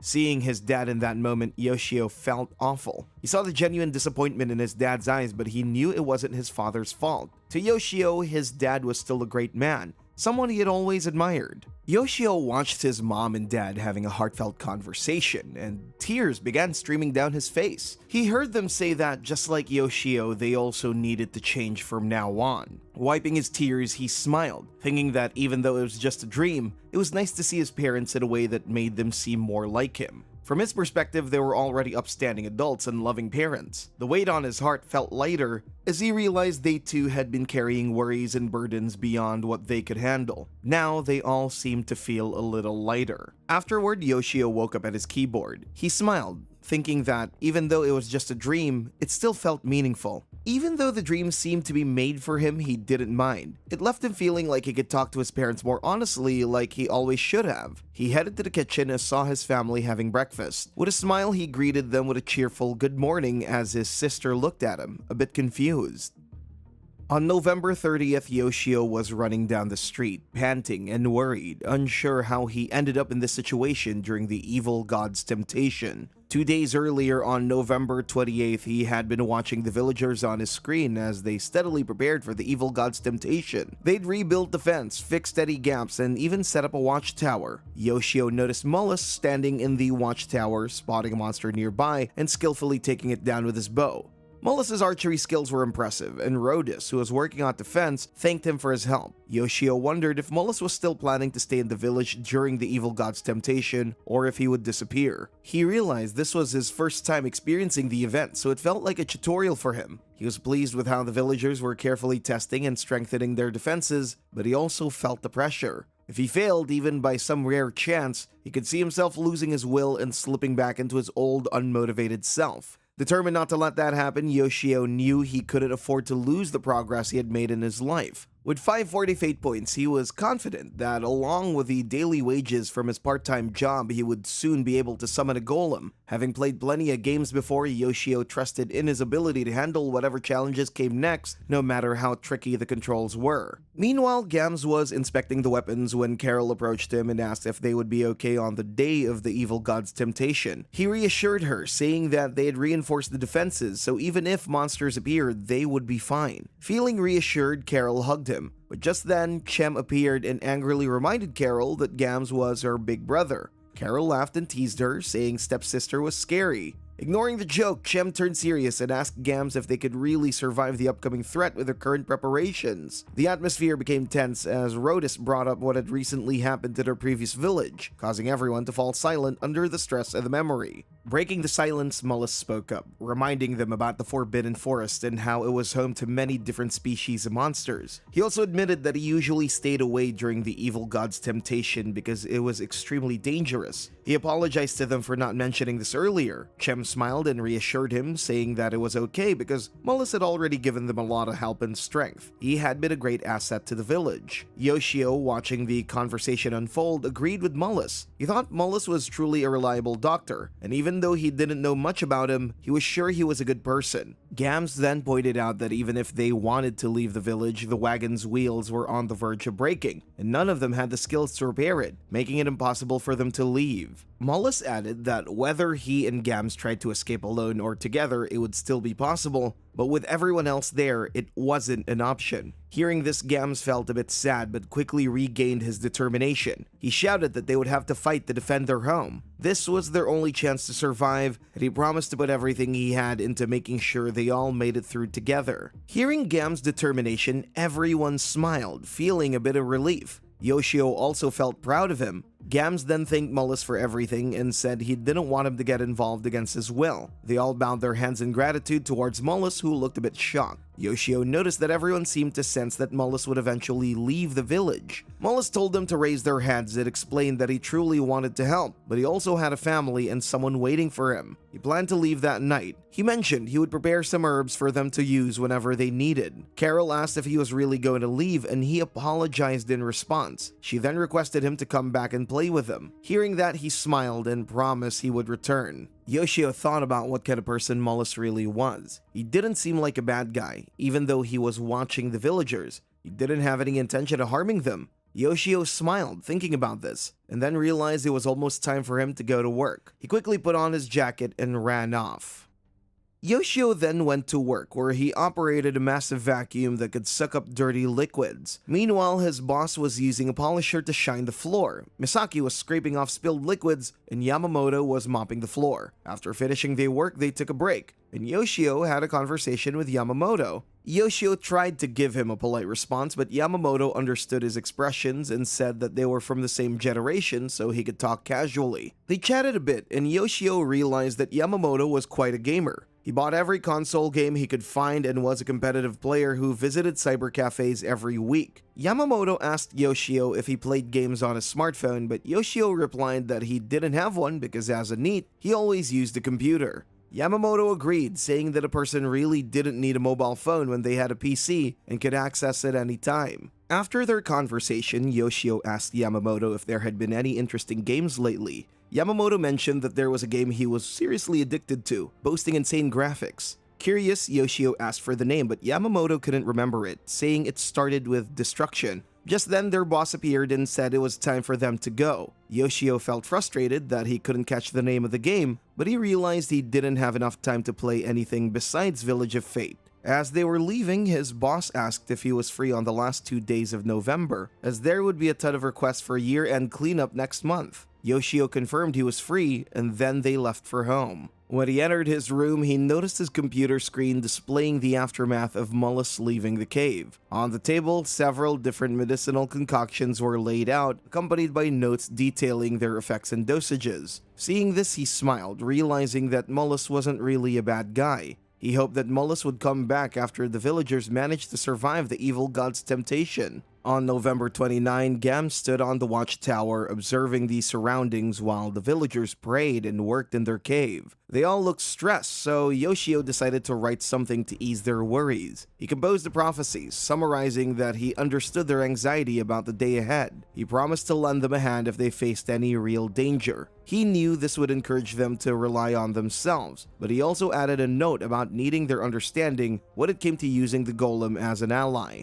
When the villagers read the prophecy, they were happy, feeling a sense of relief knowing that the god of fate was watching over them. This helped them calm down and regain their focus. Seeing them happy lifted Yoshio's spirits too, but he still wanted to test the golem. However, he was unsure how to control it or what conditions would need to be met to activate it. Yoshio thought he had nothing else to do and wasn't feeling sleepy, so he went to the kitchen to make himself some lunch. He grilled some meat and prepared fruit for dessert, then started eating. Suddenly, his phone rang. It was his boss. At first, Yoshio worried he had made a mistake, but his boss reassured him that everything was fine and that he had done a great job. However, they had an impromptu job and needed more help. Since he had nothing else planned besides watching over the villagers, he asked when the job would end. His boss replied that it would be done by 9 in the evening at the latest, so Yoshio thought there wouldn't be any problem and agreed to help. Hearing that, his boss complimented him and mentioned that Yama had suddenly taken the day off, making Yoshio a lifesaver for the team.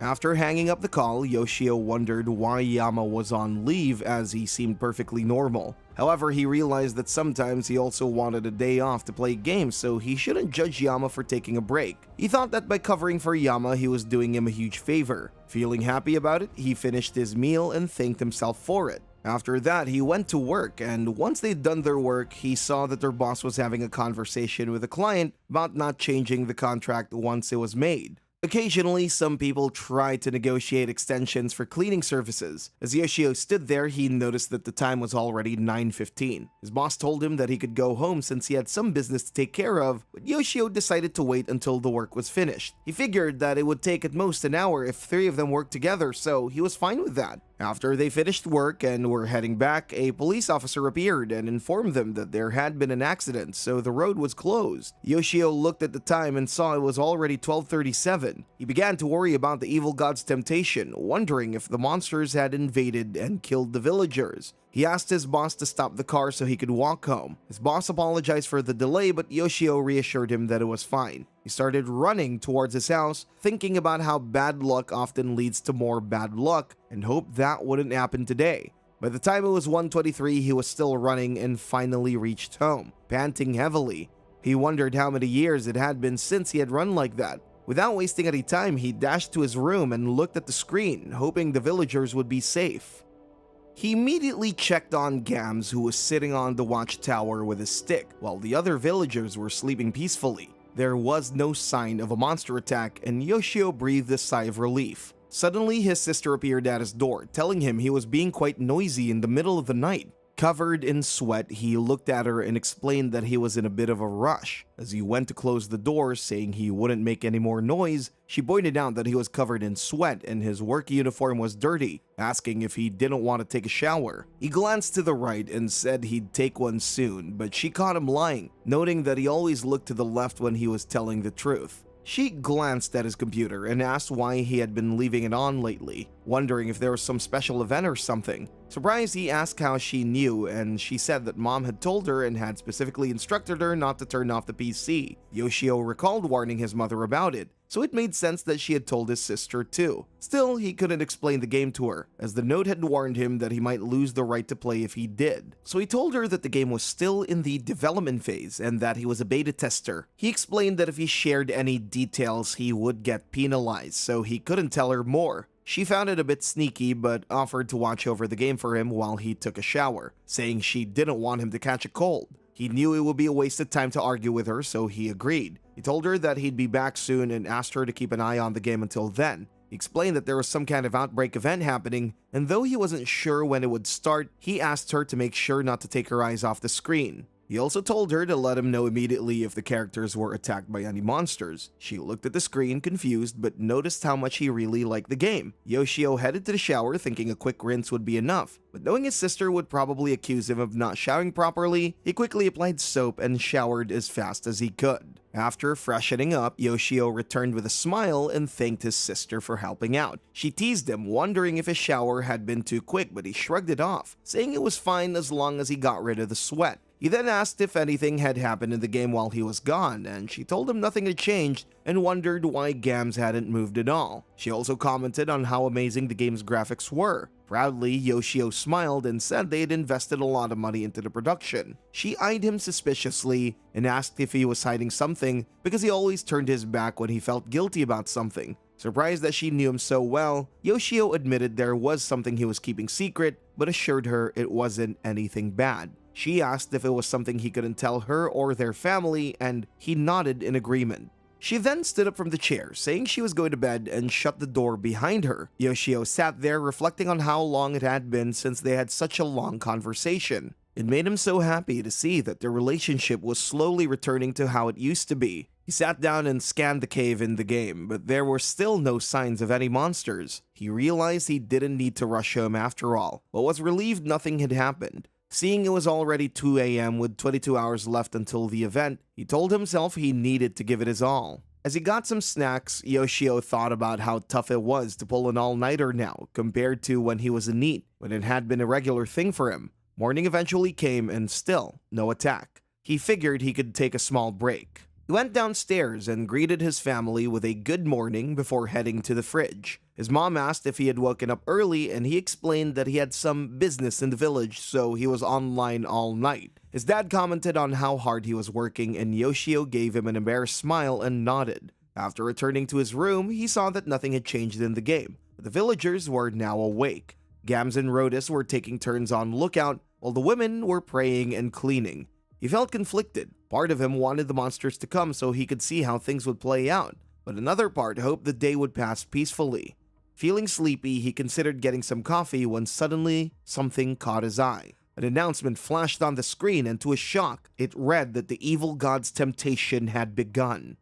Gams, with his spear in hand, was ready to fight. Yoshio saw that 5 black dogs made up the first wave of the attack, and he remembered they had poisonous fangs. He wondered if the dogs would give up and retreat since he knew it wouldn't be easy for them to get in. But then one of the dogs suddenly backed up, ran forward, and leaped over the fence. Gam stood his ground and quickly pierced it with his spear, killing it instantly. Yoshio felt relieved seeing that. However, the remaining 4 dogs did the same thing, and while Gams managed to kill 2 more, 2 of them made it inside the village. Seeing the situation, even Yoshio started feeling stressed, but Gams quickly ran toward one of the remaining dogs, jumped up, and struck it in the head, killing it instantly. Now it was a one-on-one with the last dog. Gams charged at it, slid underneath, and struck from below with a spear, killing it as well. Yoshio looked at Gams with pride, while Carol and Chem appeared, excited and cheering him on. Gams warned them not to come any closer in case more monsters were around, but Rhodus assured him that he didn't sense any more threats, so it was safe. Noticing everyone had gathered, Gams decided to ask for help from Carol and Chem. He asked them to help toss the monster corpses over the fence, but then Rhodus stepped in, saying that they were getting too excited, and that he and Gams would handle it.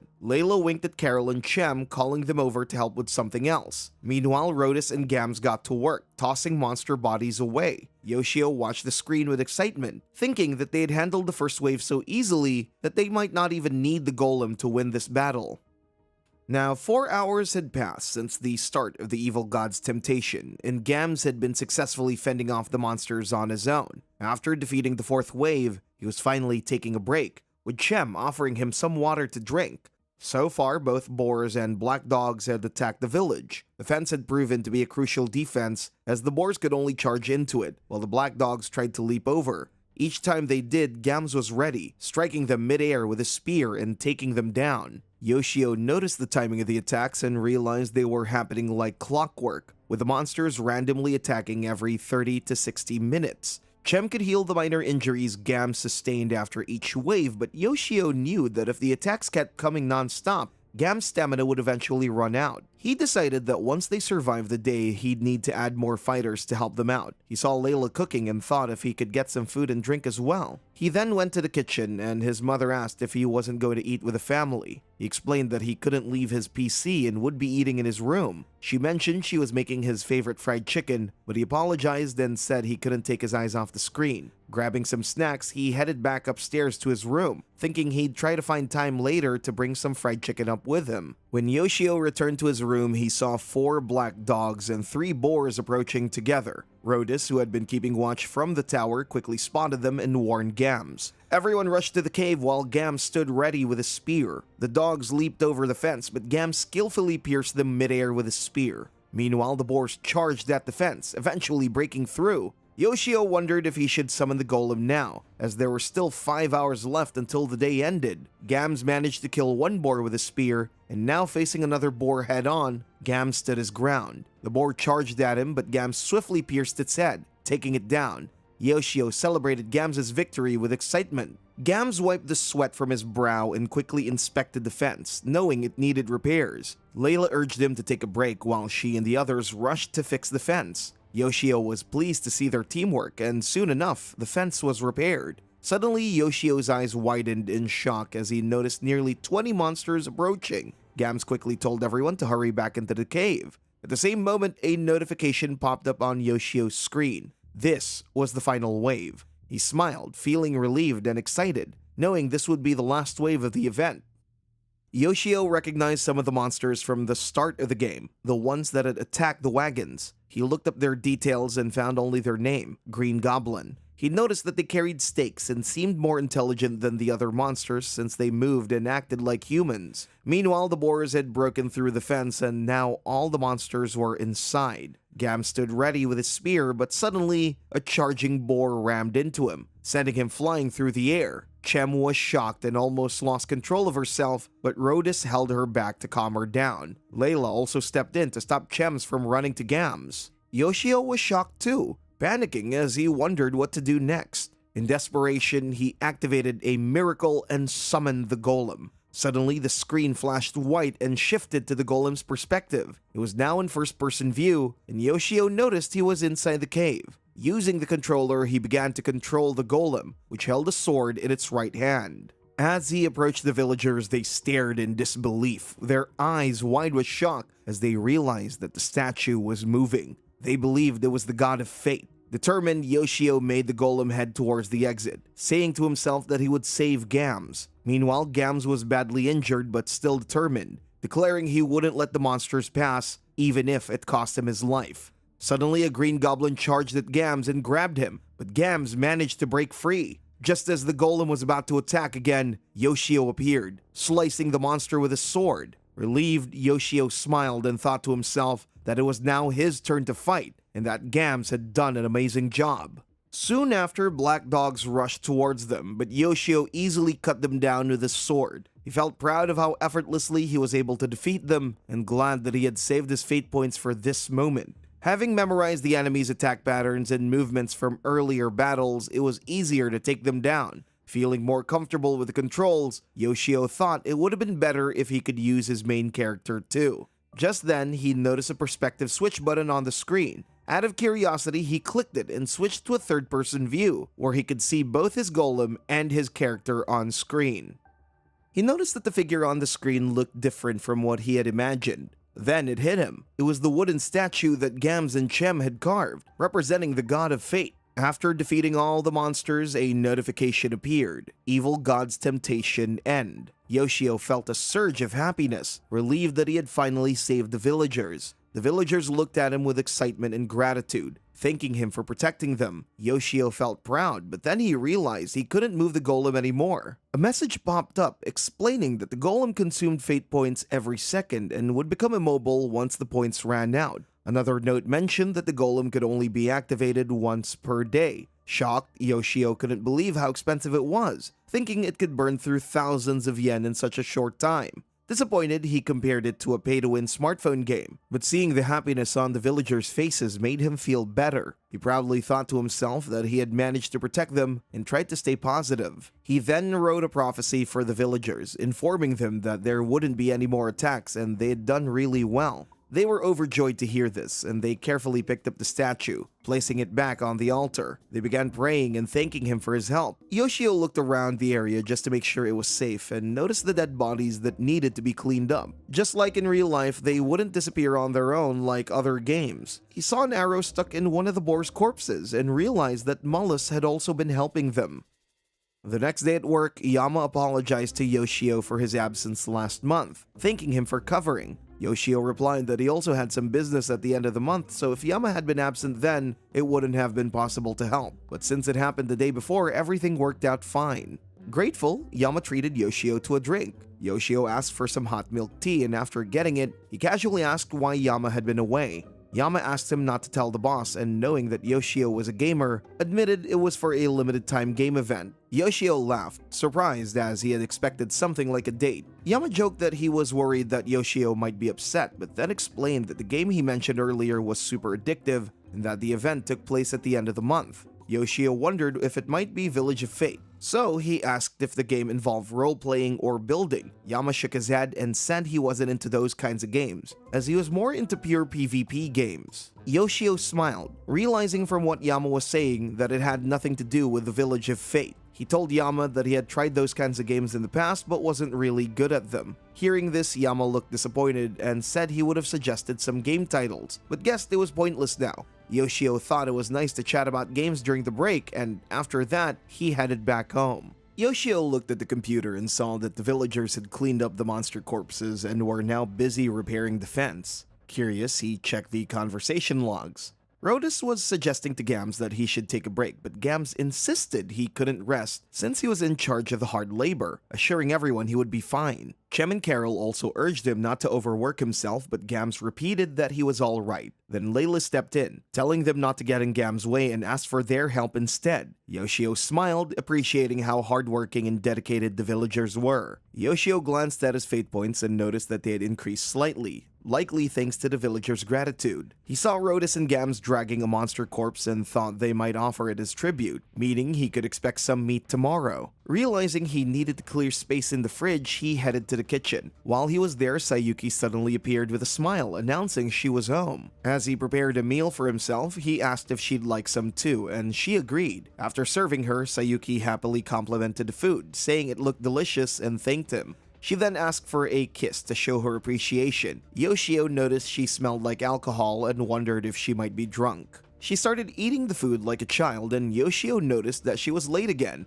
so he asked if she was okay. She didn't say much, but she looked a bit stressed. Sensing something was wrong, Yoshio gently asked if there was anything she wanted to share. He admitted he might not be the best brother, but talking about it might help her feel better. After a moment, she confessed that she had been feeling like someone was watching or following her lately. She mentioned that she recently had a feeling at a nearby convenience store but wasn't sure if it was real or just her imagination. Yoshio immediately wondered if it could be the same stalker from the past. He told her about the previous incident and said he had been worried since she'd been coming home late recently. She seemed surprised and asked if he was really concerned. Yoshio confirmed it, saying he was her older brother no matter what. She admitted that she thought he hated her, and he shared that he assumed it was natural for her to dislike him. But then with a smile, she said her big brother was becoming more like his old self, more decent and cooler now. Yoshio wondered if she said that because she was happy, and he told her to call him if she was ever late so he could pick her up. She asked if he got his phone from their mom, and he agreed, but added that he might not always be available if he was busy cleaning at night. She warned him not to be reckless like before, and he agreed, knowing that she was still scared. He thought to himself that this time, he had to do something to protect her. The next day, after finishing his shift, Yoshio was on his way home. He told his boss he needed to stop by the convenience store, so his boss dropped him off there. As Yoshio looked around the store, he couldn't help but think about Sayuki's stalker and wondered if they might be nearby. While grabbing some groceries, his mind wandered to the time when he was hospitalized. Fortunately, there had been no lasting damage to his body, but Sayuki had cried nonstop during that time. Both he and Sayuki received apology letters afterward, but they were filled with empty, cliché statements that lacked any real meaning. After buying the groceries, Yoshio headed home. On his way, he noticed someone struggling to pick something up. He walked over to help and saw that it was Seika, his childhood friend. He offered to pick it up for her, and after thanking him, she mentioned that it had been a long time since they last saw each other. Seika was Yoshio's childhood friend and had lived next door. They'd been close since birth, growing up together and attending the same schools all the way through university. After graduation, she landed her dream job at a company while he became a NEET. In the first few years, Seika would visit and send him emails, but Yoshio, feeling too ashamed of his situation, never responded. This was the first time they'd seen each other in 10 years. Yoshio noticed her leg and asked if she was alright. Seika nodded, explaining that she hadn't been paying attention while taking the stairs and missed a step. He told her to be more careful and then asked if she remembered when they were kids how she once hurt herself by climbing a tree and falling from it. A bit embarrassed, she told him not to bring up those memories. Seika looked at his outfit and he mentioned that he was working part-time at a cleaning company. Feeling a bit ashamed about his situation, he hesitated, but she reassured him that it wasn't a big deal and that she would always support him. Her words made him happy and he thanked her for her kindness. Noticing the cold weather, he apologized for keeping her outside and suggested she go home to warm up. She smiled, saying she was glad they could catch up after so long. Then she headed into her house. Yoshio started walking home, feeling happy about how smoothly their conversation had gone, especially since it was their first in 10 years. He realized Seika hadn't changed much, but then his expression shifted. He thought it couldn't be possible. She must be talking to him on his level out of kindness. She had been out in the world for a decade, becoming a mature adult, experiencing both good and bad things, while he had only recently started working. The gap between them seemed impossible to bridge, and the thought made him sad. Suddenly, Seika came back and called out to him, leaving Yoshio shocked. She told him that a new sweets cafe had opened in front of the station and that all the customers were young people, making it hard for her to go alone. She asked if they could go together once her leg healed. Yoshio was stunned and awkwardly replied that he liked sweets too. She smiled, happy to hear that, and said she would send him an email later, looking forward to it. Blushing, she quickly returned to her house, leaving Yoshio standing there in shock, wondering if this was a date. When Yoshio reached home, he wondered why he felt so excited. He was confused about his emotions, especially since there was still the issue with Sayuki's stalker. He questioned what use there was in being so happy. As he walked in, his mother was in the kitchen, welcoming him with a bright smile and telling him that dinner was ready. He smiled back at her, though it felt a bit strange. She noticed something odd about his smile and wondered what was wrong. A few days later, he had the whole day off. He sat in front of his computer, thinking he could play games as much as he wanted.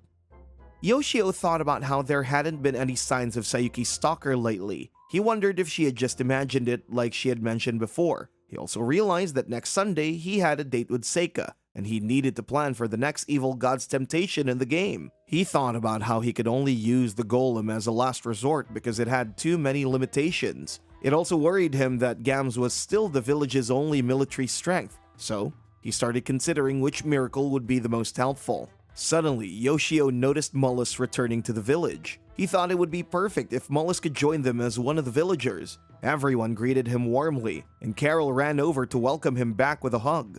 Mullis apologized for fleeing on his own, calling it shameful, but Layla reassured him, saying they were all grateful to him and had no complaints. Chem added that it must have been a sign from the god of fate. Yoshio admired how kind and forgiving the villagers were. There wasn't a single one he could dislike. Gams thanked Mullis for helping them from behind the scenes, and Mullis humbly replied that it was all he could do to contribute. He apologized again, and bowing his head, he said he had something to ask of them. The villagers were confused, but Gams said that Mullis' kindness deserved to be repaid and asked what he needed. Mullis then revealed his true identity, admitting that he wasn't a doctor, but someone from a different race who lived in the Forbidden Forest. Mullis then confessed that he had been watching over them since they entered the forest. Yoshio noticed his ears and wondered if Mullis was an elf. Chem, speaking sharply for the first time, asked if this meant he already knew how dangerous the evil god's temptation was in the forest. Yoshio was surprised by her sudden change in tone. Mullis apologized again, admitting that he had some idea, and explained that this recent attack felt more organized than usual, with strange behavior from the monsters. Gams agreed, saying that during the last two attacks, he also noticed that the monsters were unusually ferocious during the evil god's temptation, but they had never coordinated like that before. Rhodus confirmed this, saying he had never heard of such an organized attack on a village before. Gams, however, set that aside and asked Mullis what he wanted from them.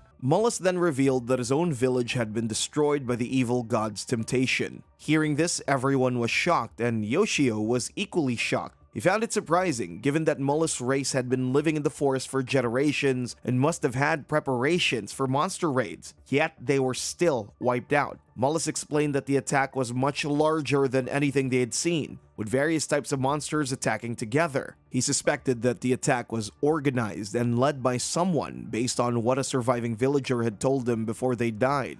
Gams asked if there were any survivors from Mullis' village and whether he could bring them to safety, but Mullis sadly replied that no one had survived. He added that the bodies of about 10 children were missing, which led him to believe that they may have been taken to a monster's nest. Yoshio felt deeply saddened by this, imagining how painful and heartbreaking it must have been for Mullis. Mullis mentioned that there might still be a chance the children were still alive, but he felt that worrying about them could be a waste of time. Suddenly, Gam stood up and said, "Let's go." Both Chem and Mullis were shocked by his determination. Chem quickly grabbed some weapons from the inside and said she would join him. Rhodus suggested they prepare some food and water for the journey, so he asked Layla to handle it. Mullis thanked them, feeling grateful for their willingness to help. Yoshio felt proud of them too. As he sat there, he felt a bit sad. Everyone was doing something to help, and he wished he could contribute more. He thought about the fact that he could only trigger a prophecy once a day, so he decided to save it for when it was really needed. He considered other options, but realized that activating the golem would use up his points before it even reached its destination. Feeling a bit helpless, Yoshio concluded that for now, all he could do was watch over them. Gams told everyone it was fine if only he went with Mullis for the rescue, and asked the others to stay inside the cave, but Chem insisted on going too. saying that if they found any injured children, she could heal them. Gams pointed out that it would be dangerous, but Chem replied that she understood the risks and reminded him that they also had the protection of the god of fate. Yoshio liked the idea, thinking he could guide them through prophecies and leave the rest to Gams. Knowing he couldn't change her mind, Gams agreed. Then Carol handed him a small statue of the god of fate that she had carved herself. Chem reassured everyone that they would be back soon and told them to take care. Layla and Rhodus told them not to worry and to return immediately if they encountered any danger. Carol cheerfully added that she would make a delicious meal and wait for them. With that, Gams, Chem, and Mullis set off towards their destination. Yoshio noticed that Mullis had figured out the location of the monster's nest, so it wouldn't take long to get there. Still, he felt frustrated that all he could do is watch. They stopped by a river to rest, where they sat down and drank some water. Yoshio noticed Chem looked really tired. It had been an hour since they left the village. Mullis mentioned he wasn't sure how many monsters were left since many had died along with the villagers, so he hoped there wouldn't be too many remaining. Gams added that he suspected the surviving monsters were unharmed. Mullis explained that there were 3 types of monsters, and it was likely a green goblin who had kidnapped the children, as they tend to bring their prey back alive. Yoshio worried about the kidnapped children, wondering if they would be alright. He thought about how realistic the game was becoming and feared the possibility of witnessing something cruel. After resting for a bit, Mullis said it was time to move on. As they walked, he suddenly noticed something and warned the group. They quickly hid behind some bushes and spotted several green goblins in the area. Yoshio counted 9 of them,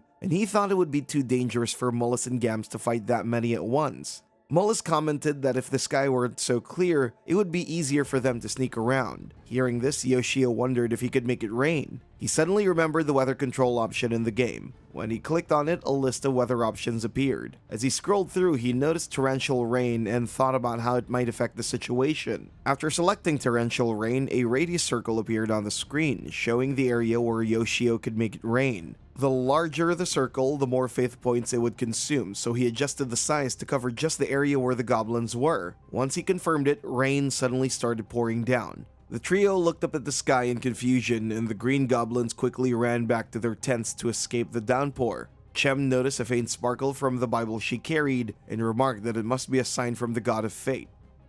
Gams instructed Chem to hold on to his gear and told her to move as lightly as possible. She held his weapon and waited behind the bushes, while Gams and Mullis went ahead, silently sneaking into the tents to stealthily kill the goblins inside. After a while, they had taken down all the goblins without being detected, but they still couldn't find the children. Yoshio watched as they moved unnoticed. There was only one place left to search. Gams pointed towards it and said he could go in first. As he ran towards the cave, a massive monster suddenly appeared, a red cyclops. They were all stunned by its size. The cyclops attacked Gams, who barely dodged it with his sword. Mullis shot an arrow at the monster, but it easily deflected it. Yoshio was shocked at how tough the monster's skin was, wondering if they could even defeat it. He checked the monster's background information and saw it belonged to the ogre family, known for their incredible strength and love of eating human flesh. The Cyclops tried to strike Gams, but he managed to dodge the attack and quickly countered, only for the Cyclops to block it with his weapon. They kept exchanging blows, and while this was happening, Mullis kept trying to shoot arrows at the Cyclops, but the arrows shattered as soon as they hit its tough skin. Yoshio was shocked, realizing that this was the most powerful monster he'd encountered so far. He knew that if Gams got hit directly, he would be in serious danger, possibly unable to defend himself. Mullis, realizing that regular arrows wouldn't work, said he had no choice but to use his family's secret poison. He revealed a powerful poison that had been passed down for generations, saying no one had ever survived it. The problem, though, was that he wasn't strong enough to pierce the Cyclops' tough skin. Yoshio knew they were running out of options. He considered using a prophecy to tell them to escape, but he doubted they could flee from the red Cyclops without getting hurt. He thought about letting Gams fight while the others escaped, but the plan felt risky. Yoshio stressed over how to turn the situation around. Then, an idea came to him. He quickly wrote out his strategy in a prophecy for them and activated the thunderstorm miracle, shrinking its area as much as possible. Just as the Cyclops was about to attack Gams, Yoshio triggered the storm, and a bolt of lightning struck the monster. While the strike wasn't enough to kill it, it weakened the Cyclops. At that moment, Mullis charged his arrow, tying both the poison and the small god of fate statue to it. He aimed for the Cyclops' mouth, but just before the arrow could hit, the monster blocked it with his weapon. Acting fast, Yoshio activated the Summon Golem miracle and used the golem to force the poison into the Cyclops' mouth. The monster clutched its neck, realizing something was terribly wrong. Yoshio had given them the prophecy for the plan, and once it was set, it was up to him to make sure that the poison reached the Cyclops' mouth. They successfully executed the plan, and after just a few seconds, the monster felt the effects of the poison, collapsing to the ground and dying instantly. Yoshio celebrated their victory, feeling proud that they had all worked together. With the Cyclops defeated, it was time to rescue the children. Gam said he would go in first to check for any more enemies. After a while, he came back with a sad expression and asked Mullis to go in and confirm what he saw. Chem wanted to go as well, but Gams, acting as her protective older brother, told her to stay behind because he didn't want her to see it. When Mullis returned, he couldn't hold back his emotions and collapsed to the ground, overwhelmed with grief. He thanked Gams and Chem for helping him. Gams told him to keep his head up, as they were all deeply saddened by what they had found. Yoshio, watching from his side, had tears in his eyes. Chem asked Mullis if she could pray for the children so their souls could rest in peace, and he agreed. Yoshio watched as they buried the children, thinking how most games would skip scenes like this, but this one showed the full reality of life and death. After making graves for the children and praying for them, Chem asked Mullis if he would return with them to their village. Gam supported the idea, saying everyone there was worried about him. Mullis agreed, and they all prepared to head back together.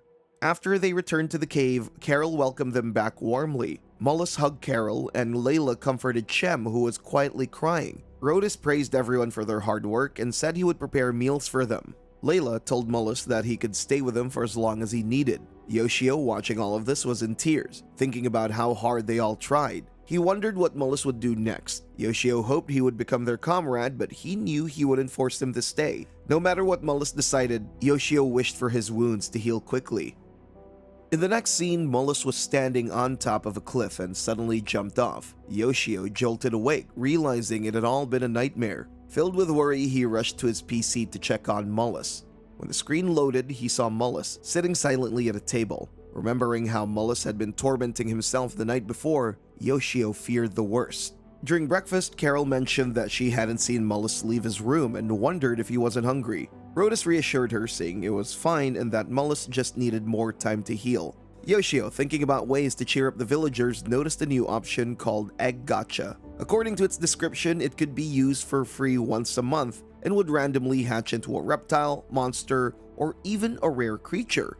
After hatching it, it would become loyal to the first person it saw. Yoshio thought if it turned out to be a bird, they could secure a regular supply of eggs. If it was a reptile, they could grill it or keep it as a pet, and if it was a monster, they could raise it to help in combat. Since it was free, he decided to go ahead and press the button. The screen moved and it landed on a simple egg. However, there was no indication of what kind of egg it was. A note appeared saying it would be placed near the village. Yoshio was surprised to see that the egg wasn't given directly to the villagers, but was left somewhere near the village. He eventually found it and wondered how to inform the villagers, so he wrote a prophecy about it. A few minutes later, Carol excitedly appeared, showing everyone the egg. She was eager to cook it in an egg dish, but Layla quickly stopped her, saying they must not eat it since it was a gift from God. Carol agreed and placed the egg in front of the God of Fate statue to give him thanks. However, Carol hadn't realized that this was the spot where they offered tributes to their god. As a result, the egg suddenly disappeared. Layla, shocked, ran to the statue and apologized, realizing they had accidentally given the egg as an offering to God.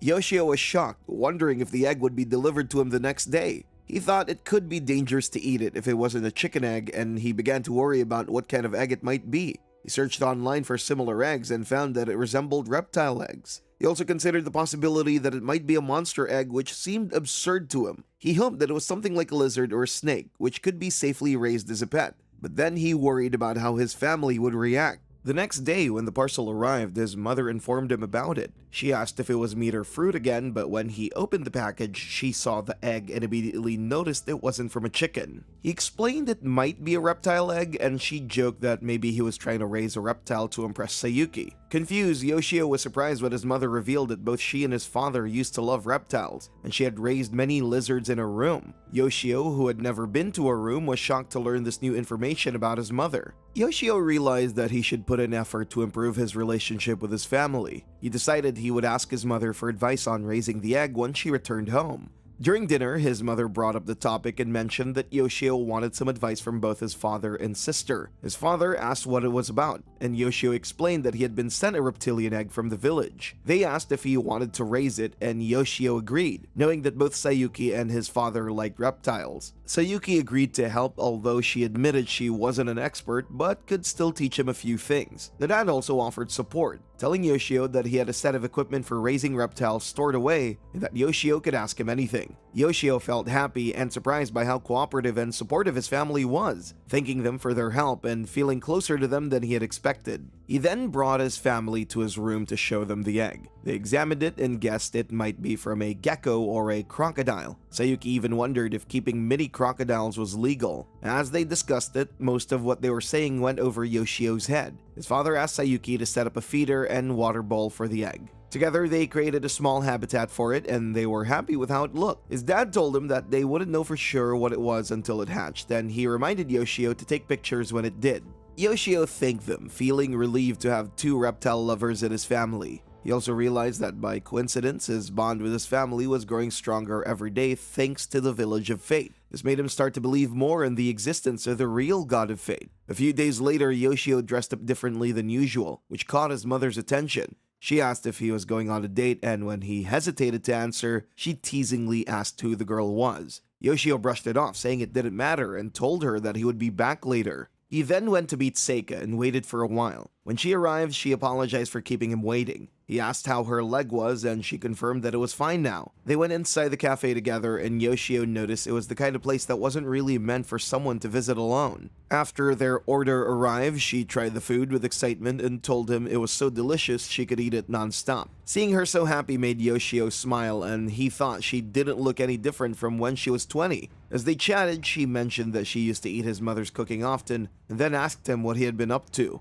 She revealed that Yoshio's mother had told her about how he was helping with the revitalization of the village online, and how interacting with the villagers had brought back his cheerful self. Yoshio was surprised that his mother had talked about him that much, but he confirmed it was true. She then asked him what kind of village it was. Yoshio hesitated. He didn't want to tell her the full truth about the Village of Fate because he feared losing the ability to play the game. At the same time, he didn't want her to think less of him for spending money on microtransactions. After a moment of silence, she asked him again. Finally, he smiled and said that it was a small village with only a few villagers, but they were all very kind and close to each other. He explained that each villager had their own role and worked really hard, even in harsh conditions. Seeing them live like that made him want to change for the better too. He opened up about why he had started his new job and shared some of the details about the village. With a cute smile, she asked if he really liked those villagers, and he agreed, telling her about Gams and the playful fights between Chem and Carol. She seemed even happier to see him talking so freely. As they were walking back home, she thanked Yoshio for coming along, and he expressed his gratitude for the treat. When he offered to pay, she refused, reminding him that she had invited him so she would cover it. Yoshio smiled and promised that next time, he would definitely pay for everything. She then asked if he would go out with her again, and he agreed, saying he would as long as she was okay with it. She smiled and said they'd hang out again sometime, and with that, they both headed home. When Yoshio got back, he went to his room and suddenly thought there might be an insect around. Grabbing a rolled-up poster to deal with it, he looked around but couldn't find anything. Just then, he heard a cracking sound. He turned to the egg and realized it was hatching already. Surprised that it was happening so soon, he watched anxiously as the egg started breaking right in front of his eyes. Stress built up as he wondered what was going to come out. Yoshio was stressing out as he searched frantically for Sayuki's notes but couldn't find them. Suddenly, a lizard hatched from the egg. He breathed a sigh of relief, glad it wasn't some strange monster. Looking at the tiny creature, he smiled, thinking how cute it was and how he could raise it with care. He quickly took a picture and sent it to Sayuki and his dad, and then searched the internet to identify the species. He found similar lizards, but none were golden like this one. He wondered if the lizard was this color because it had just hatched. As he admired it, the lizard looked back at him, both of them staring at each other. Suddenly, Yoshio heard his mom calling that dinner was ready. He went to the table and Sayuki, looking a bit down, asked if he wasn't checking his phone. Surprised, he apologized, explaining that he hadn't looked at it. She told him that she'd sent a picture of a lizard and asked if she could see it when she got home. He reassured her to relax and said he'd bring it to her. When he went back to his room, he saw the lizard on the floor and wondered how it had escaped its case. He picked it up and took it to show them. Just then, their mom reminded them that it was time to eat, and their dad, though about to lose patience, calmly said they should eat first and then spend time with the lizard afterward. After dinner, they returned to his room and were amazed to see the lizard's golden color. Sayuki took a picture and mentioned that there are golden 5-lined skinks and grass lizards in Japan, but this one was closer to actual gold. Yoshio asked their dad, who was looking at his phone, and suggested it looked like an armadillo lizard, but wondered if the golden color was a mutation. Sayuki asked if the villagers had told Yoshio anything about what the lizard eats. He explained that it had been eating fruit from the village. His dad asked if he had tried asking the villagers about the species, but Yoshio, thinking quickly, said the village was in Hokkaido and avoided explaining how they got their ideas. Sayuki assured him that they understood, but he asked them to keep it a secret and not to show the photos to anyone. He mentioned that the lizard could eat fruit for now, but they should research what it would eat later on. After discussing this, they all returned to their rooms. Yoshio realized that his family had never entered his room, even with the door unlocked. However, he thought they would probably come to check on the lizard more often now. To keep his privacy, he decided it would be safer to turn off his monitor when he wasn't in the room. As he began looking at the village, he noticed that Carol was already asleep. Layla and Rodis were having a stressed conversation about Mullis. Meanwhile, Chem was asking Gams if she could pray once more for the children of Mullis village. Gams replied that they would go together to pray once Mullis felt better. He then looked into Mullis' room and saw him quietly reading a book that looked similar to the Bible that Chem used. As Mullis stared at the book, he wondered why his god didn't help him like the god of fate did. Yoshio realized that it was similar to Chem's Bible, a whole tome filled with the teachings of gods that Mullis and his people believed in. Since the Bible was for them to read, Mullis felt that when they didn't receive blessings, he had complaints against the gods. Suddenly, Yoshio realized that when he was at work, if his villagers were attacked and he couldn't help them at all, it might weaken their faith. He wondered if he should become a NEET again, but he didn't want to go back to that old life. Instead, he wished for a more convenient system to help. Just then, he noticed the option for a connection system and realized it was available on his mobile as well. He quickly downloaded it and opened the app. He was amazed to see that he could manage miracles and prophecies easily from there. This gave him a relief because he could check on the villagers during breaks at work. The next day, when Yoshio came home from work, he looked at the case and saw that the lizard was eating. He noticed that Dad and Sayuki weren't home yet, so he wondered if his mother had fed it. He then went to his PC to check on the village and noticed that everyone was enjoying themselves together. Mullis appeared and apologized to everyone for causing trouble. He asked if they would allow him to stay in the village as well. He mentioned that he had thought about leaving the forest, hoping that some of his comrades were still alive, but he didn't know what the world was like beyond the forest. Therefore, the village was the only place he felt he could live. He bowed his head and made his request. Gams was happy to hear this and said they had no reason to refuse him. Everyone cheered and welcomed Mullis warmly. Yoshio felt delighted to see this and remarked that his villagers were the best. He saw a notification that Mullis had moved to the village and now he could access his background information as well. He saw that Mullis was 151 years old and realized that rather than being male, she was female. He wondered how she still looked like she was in her 20s and if that was just how elves were. Mullis then shook hands with Gams, and he thought that she hadn't revealed her gender to everyone yet, which was good. This way, Chem might feel less insecure about Mullis joining her on hunting trips. Yoshio felt happy to have an extra villager and hoped they would all get along well from now on. Suddenly, he received a call from Sayuki. He asked what was wrong, and she told him to come quickly because she felt like someone was watching her when she got off the bus. So she rushed into a convenience store. She sounded scared, so he told her to calm down and that he was on his way. He instructed her not to leave the store. Yoshio quickly headed towards her, and his lizard watched him as he dashed from his room. He pedaled his bicycle as fast as he could towards the store.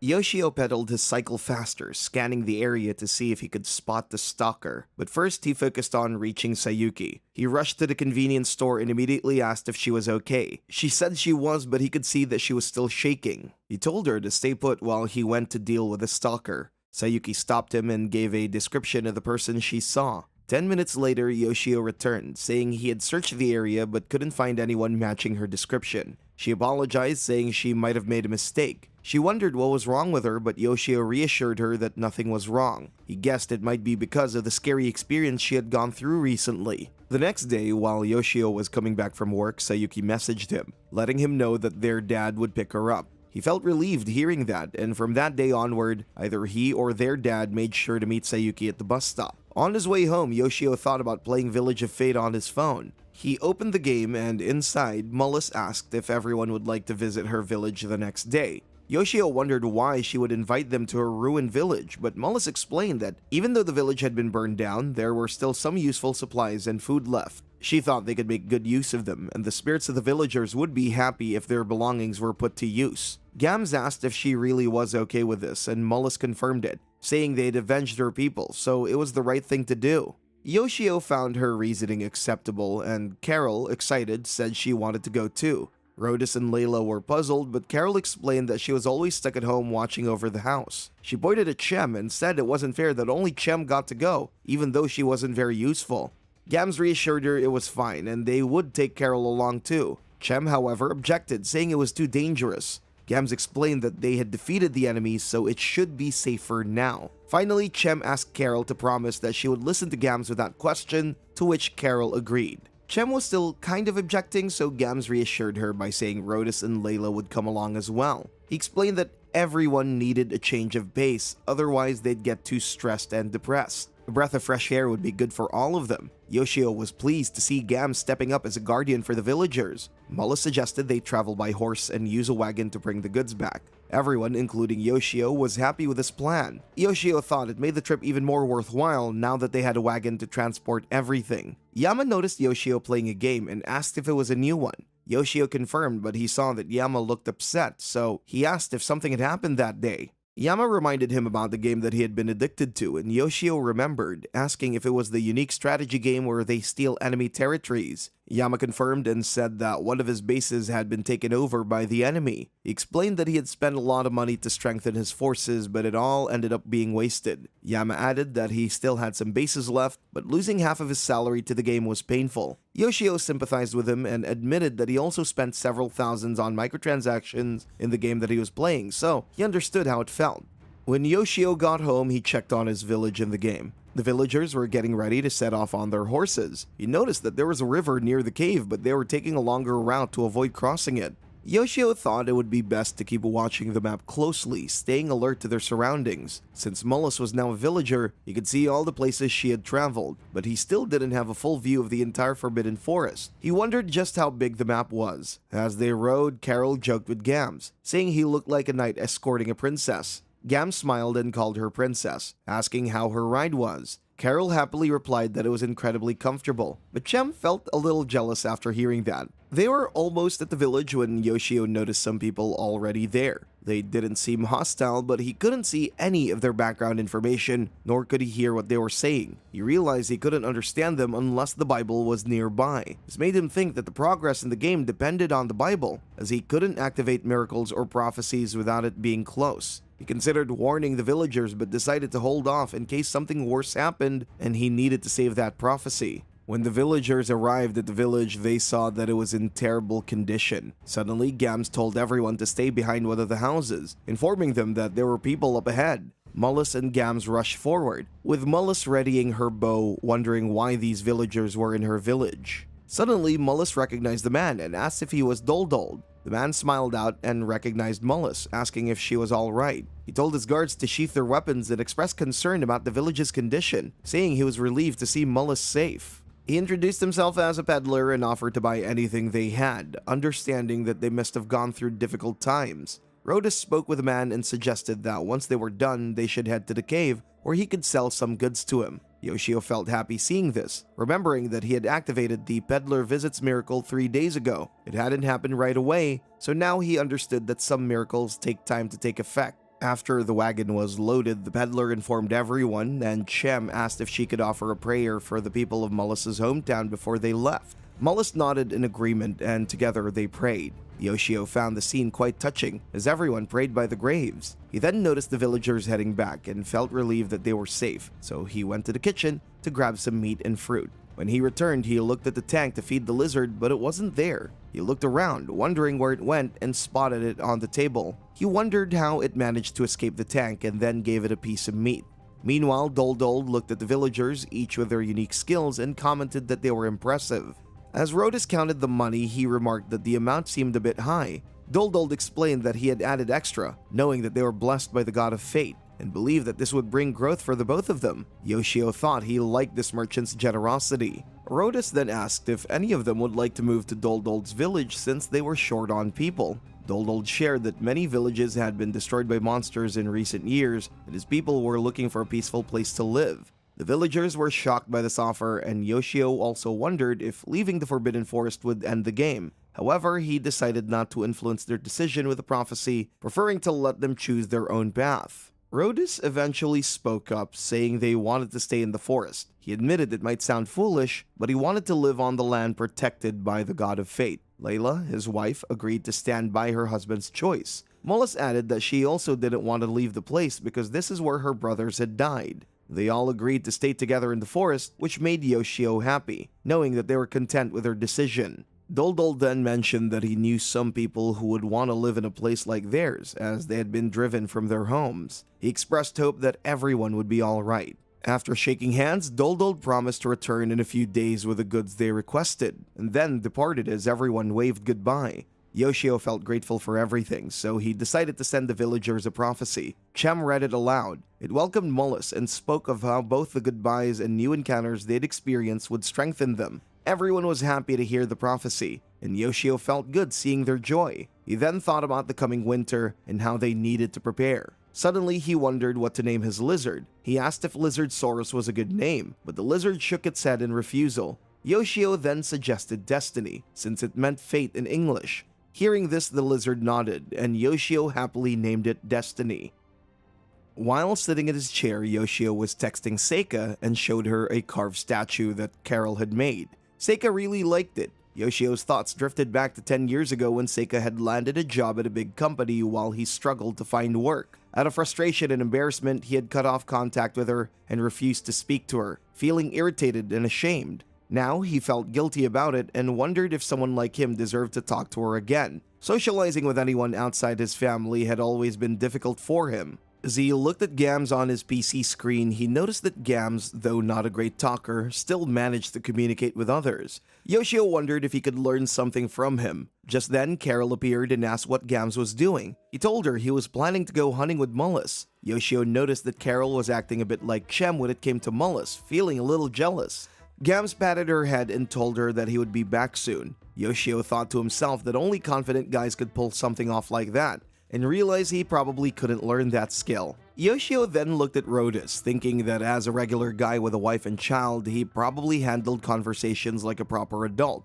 Rhodus was busy making a list with Layla to give to Doldol. He mentioned to Layla that he was happy they'd met Doldol, since otherwise he would have had to go to town for shopping. Layla wondered if it was a sign from God, saying he didn't need to push himself, but Rhodus admitted that seeing Gams work so hard, even though Gams was younger, made him feel like he should be doing more. It bothered him to feel so useless. Yoshio understood why Rhodus felt that way, but then Rhodus added with some frustrations that if things continued like this, Carol might end up being swept away by Gams. Yoshio realized this was Rhodus' main concern.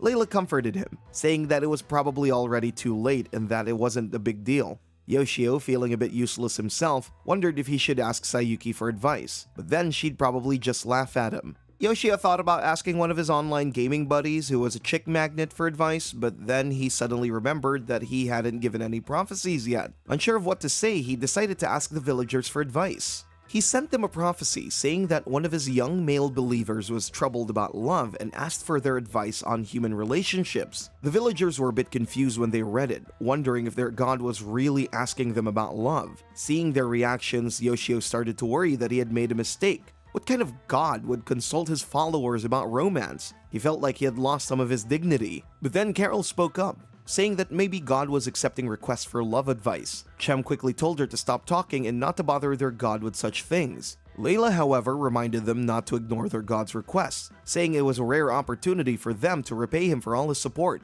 Mollis admitted she didn't really understand romance. Layla then asked Chem for more details, and Chem explained that the man seemed to have a childhood friend with whom he had a relationship that was more than just friends but not quite lovers. After Chem finished explaining the whole situation to everyone, Carol excitedly suggested that he just needed to go on a date. Yoshio was surprised at how confidently she said it, but he wasn't sure if things were moving too fast. Chem agreed, adding that instead of having a serious conversation right away, spending enjoyable time together would help close the gap between them. Layla also chimed in, sharing that she and Rhodus went on a date before they got married. Embarrassed, Rhodus asked her not to talk about it in front of everyone. Then Chem asked Mollis what she thought. Mollis explained that in her culture, they take a lot of time to carefully build love, and they rarely make bold moves on each other, so she admitted that she might not be the best person to offer advice. Thinking about dating, Yoshio recalled going out with someone a few times, but he wondered what kind of dates couples actually go on. Chem then added that she would just like someone who could happily stay by her side. Layla teased Rhodus again with a comment about him, making him blush even more. After listening to their conversation, Yoshio felt inspired by the enthusiasm of the villagers, but knew that going on a date wasn't something he could manage just yet. Still, he wondered what kind of message he should send. After thinking it over, he decided to ask her to hang out and sent the message. While waiting for her reply, Yoshio noticed Destiny, his pet, trying to comfort him.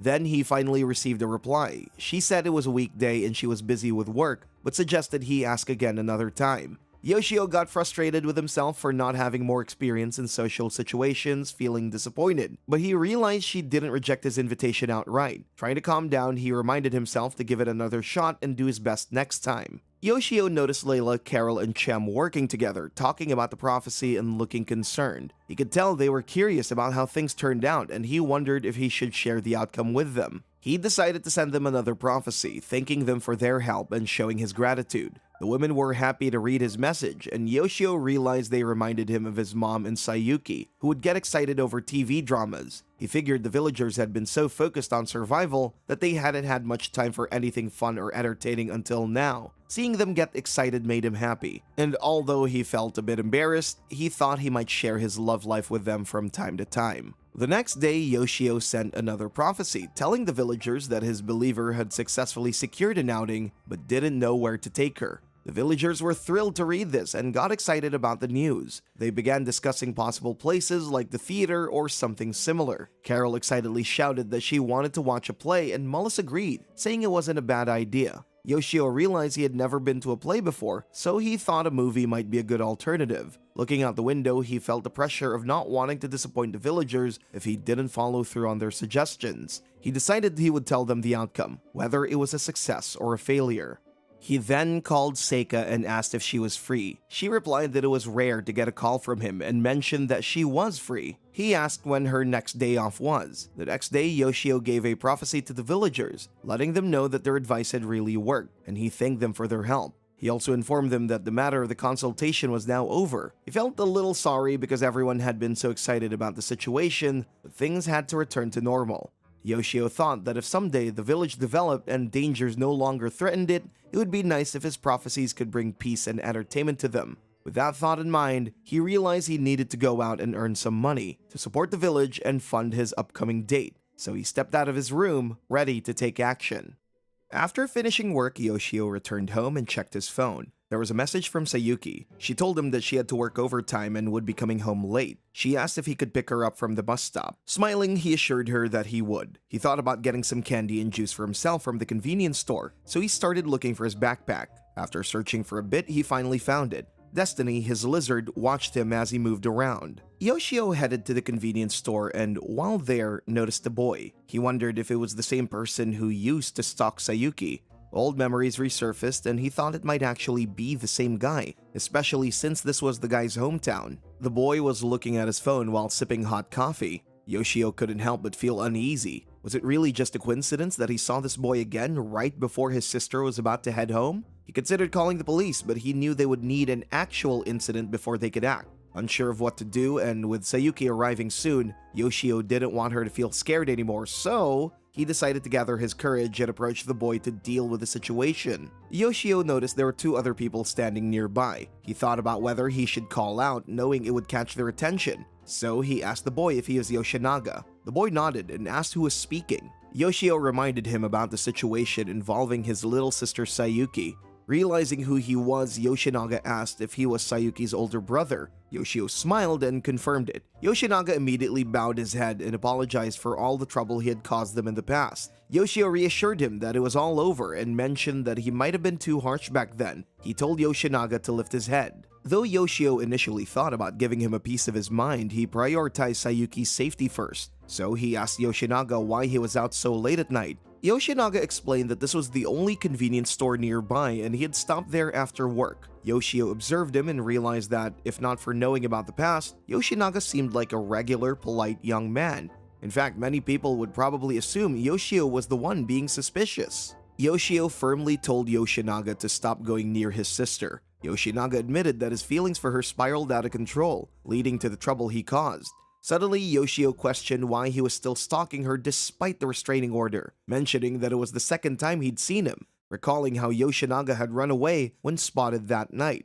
Although it was a bluff, Yoshinaga fell for it and angrily asked if he'd been found out. Frustrated, Yoshinaga shouted that he was in the same situation as Yoshio after being thrown into such a mess. He threw his coffee can on the ground in anger, blaming Yoshio and Sayuki for ruining his life. Yoshio realized that Yoshinaga wasn't in his right mind and shouted back, telling him to stay away from his sister. Yoshinaga sarcastically mocked him, saying he was scared, and accused Yoshio of trying to get in the way of his sister's free love. Yoshio replied that if Yoshinaga was going to take that attitude, he had other plans. Yoshinaga scoffed, wondering if Yoshio would call the police, bragging that he had plenty of friends from reform school. Yoshio then asked why he was stalking Sayuki. Yoshinaga explained that he genuinely loved her, but didn't have the courage to talk to her.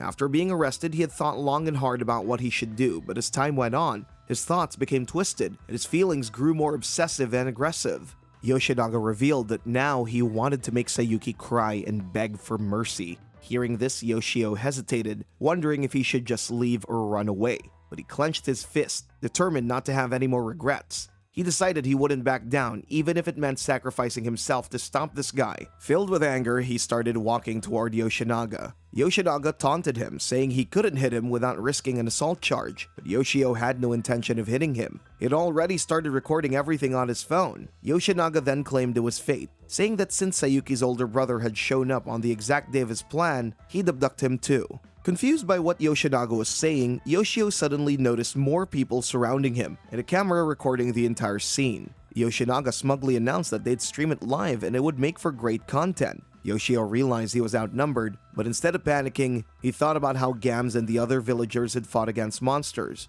These were just human beings. He knew he had to face them no matter what. One of them pointed out how Yoshio looked buff, and Yoshio thought his muscle training had at least made him appear strong. He then shouted at Yoshinaga, warning him that if he tried anything, he wouldn't get off easy. Yoshinaga just smirked, saying he didn't care, as his friends were part of a violent group and would take care of everything. Looking around, Yoshio noticed they had a knife, a stun gun, and a police baton. His heart raced as two more boys showed up, making it 5 against 1. Stunned, he saw them laughing in his face. Yoshinaga suggested they break his legs first so he couldn't run, but suddenly one of the boys started coughing and struggling to breathe. Within seconds, all of them were coughing loudly, collapsing to the ground unconscious. Yoshinaga, shocked, asked Yoshio what he had done. Yoshio, just as confused, told him to take them to the hospital if he didn't want them to die. But before Yoshinaga could react, he too collapsed and fainted. Seeing them all like that, Yoshio checked to make sure they weren't faking it, realizing it was a real abnormal situation. Panicking, he rushed to the convenience store and told them to call the police and an ambulance, explaining that 5 men had collapsed outside.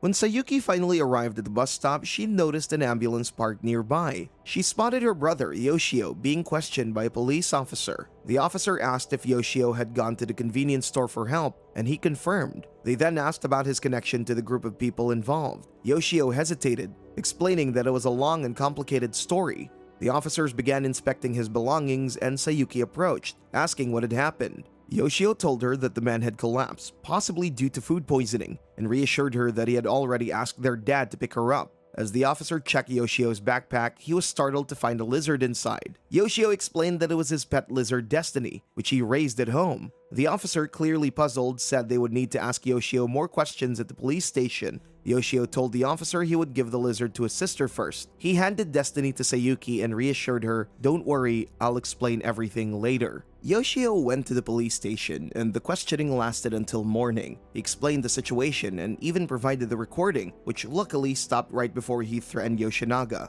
After being released, he stepped outside, feeling relieved as he saw the morning sunlight. His dad and Sayuki were there waiting for him, asking if he was okay. Sayuki asked if he was skipping work, but then she explained that they were worried and came to pick him up. She apologized for dragging him into the whole mess, but he told her it was fine. Their dad suggested they head home, saying it wasn't the right place to have a long conversation in front of the police station. As they sat in the car, Yoshio wondered how to explain everything. Gathering his courage, he told them the truth. The guy involved was Yoshinaga, Sayuki's stalker. Sayuki was shocked, shouting that he hadn't changed at all and had become even worse. Their dad calmly asked her to relax and told Yoshio he would talk to him about it later. Yoshio felt sad hearing his dad's tone, sensing the disappointment, but he couldn't help but wonder what might have happened to him and Sayuki if the guys hadn't collapsed. As Yoshio was lost in thought, his dad told him that he did his best to protect his sister and that he was proud of him. Hearing this, Yoshio teared up. His dad, who usually didn't believe in anything, joked that even though he was an atheist, he couldn't deny that it seemed like some kind of blessing that all those guys got paralyzed by food poisoning. Yoshio thought it was being treated as food poisoning for now since the men had eaten oysters to celebrate and it was possible they'd eaten something contaminated.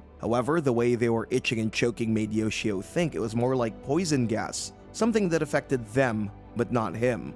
They finally reached home and his mother, clearly stressed, quickly asked if he was okay. Yoshio reassured her, telling her to relax and that there was nothing to worry about. Afterward, he went to his room and saw Destiny, his pet lizard, sitting there for a moment. He wondered if Destiny might have been responsible for what happened to those guys, but he quickly dismissed the thought as impossible. Feeling drained, he sat down at his PC and checked on the village. He changed his shirt and watched the villagers working hard, smiling to himself. He thanked them in his heart, knowing that their support had given him the courage to protect his little sister. Exhausted from everything that had happened, Yoshio considered going to sleep even though it was morning. Deciding it was the best option, he lay down on his bed and quickly drifted to sleep. In the afternoon, Yoshio woke up to his mother calling out, asking if he was awake. As he went downstairs, he wondered if there was another parcel delivery, but his mother told him that there was a guest and she had already served some snacks in the guest room. When he entered, he was surprised to see Seika sitting there with Sayuki. A bit taken aback, he wondered if Seika hadn't gone to work. Seika explained that Sayuki had told her about the incident and she was so worried, so she decided to take the day off. Yoshio sat down and reassured them that he was fine. It had been a long time since the three of them had sat together like this, and he appreciated the moment.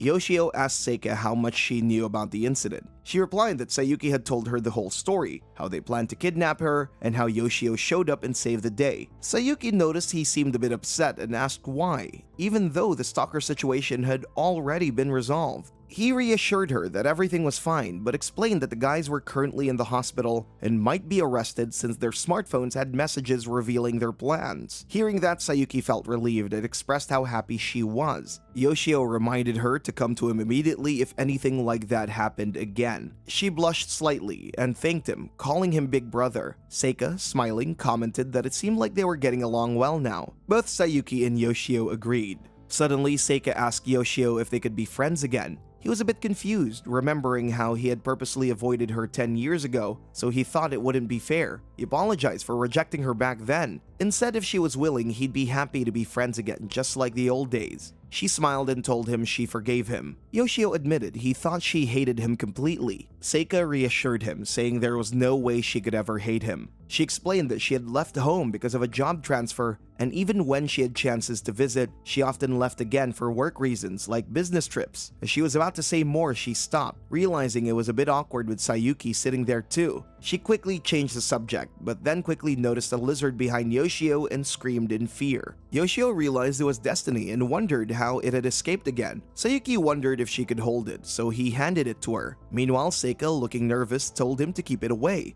Yoshio realized she disliked reptiles and amphibians since childhood. Yoshio teased Seika by pretending to bring the lizard closer to her, causing her to scream loudly and tell him to stop acting like a child, reminding him that she'd hated that about him for years. Seeing this, Sayuki burst into laughter, and Yoshio quickly apologized with a grin. Meanwhile, Yama was in a bad mood playing his video game. His frustration grew when one of his bases was destroyed in a surprise attack. He couldn't stop thinking about all the time and money he had invested in the game, which only made him angrier. Touching his mobile screen, he muttered angrily, Yoshio.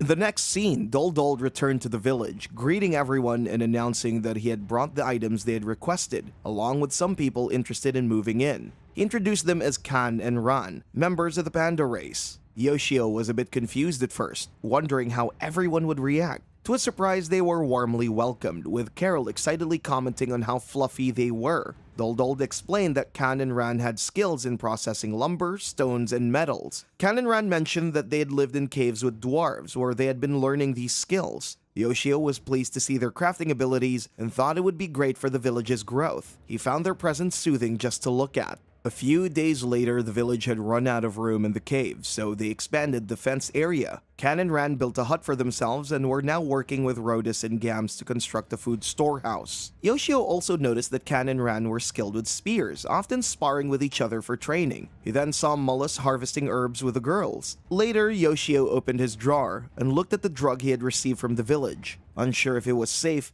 he decided not to use it and kept it as a good luck charm instead. Despite his concerns, he felt happy with the village's preparations for the evil god's temptation. He thought that if he could keep up with his work, he might earn enough points to summon another golem. With that in mind, he was filled with excitement and eagerly looked forward to the end of the month. The next day, after finishing their morning shift, Yoshio's boss informed the team that after lunch, they would need to move to the next site, and after a short break in the van, they'd head to their night shift. Yoshio felt exhausted just hearing it. With the end of the year approaching, the number of requests had increased, and some days they started in the morning and didn't finish until 4 in the morning. His body was reaching its limit, but he didn't want to quit, even though the urge to skip work was growing stronger. When Yoshio got home, his mother welcomed him and asked if he was skipping dinner. He said he was too sleepy and would go straight to bed. As soon as he got to his room, he collapsed onto his bed, thinking about how hard it is for people who work every day and how they should be appreciated more. He quickly fell asleep and woke up the next morning.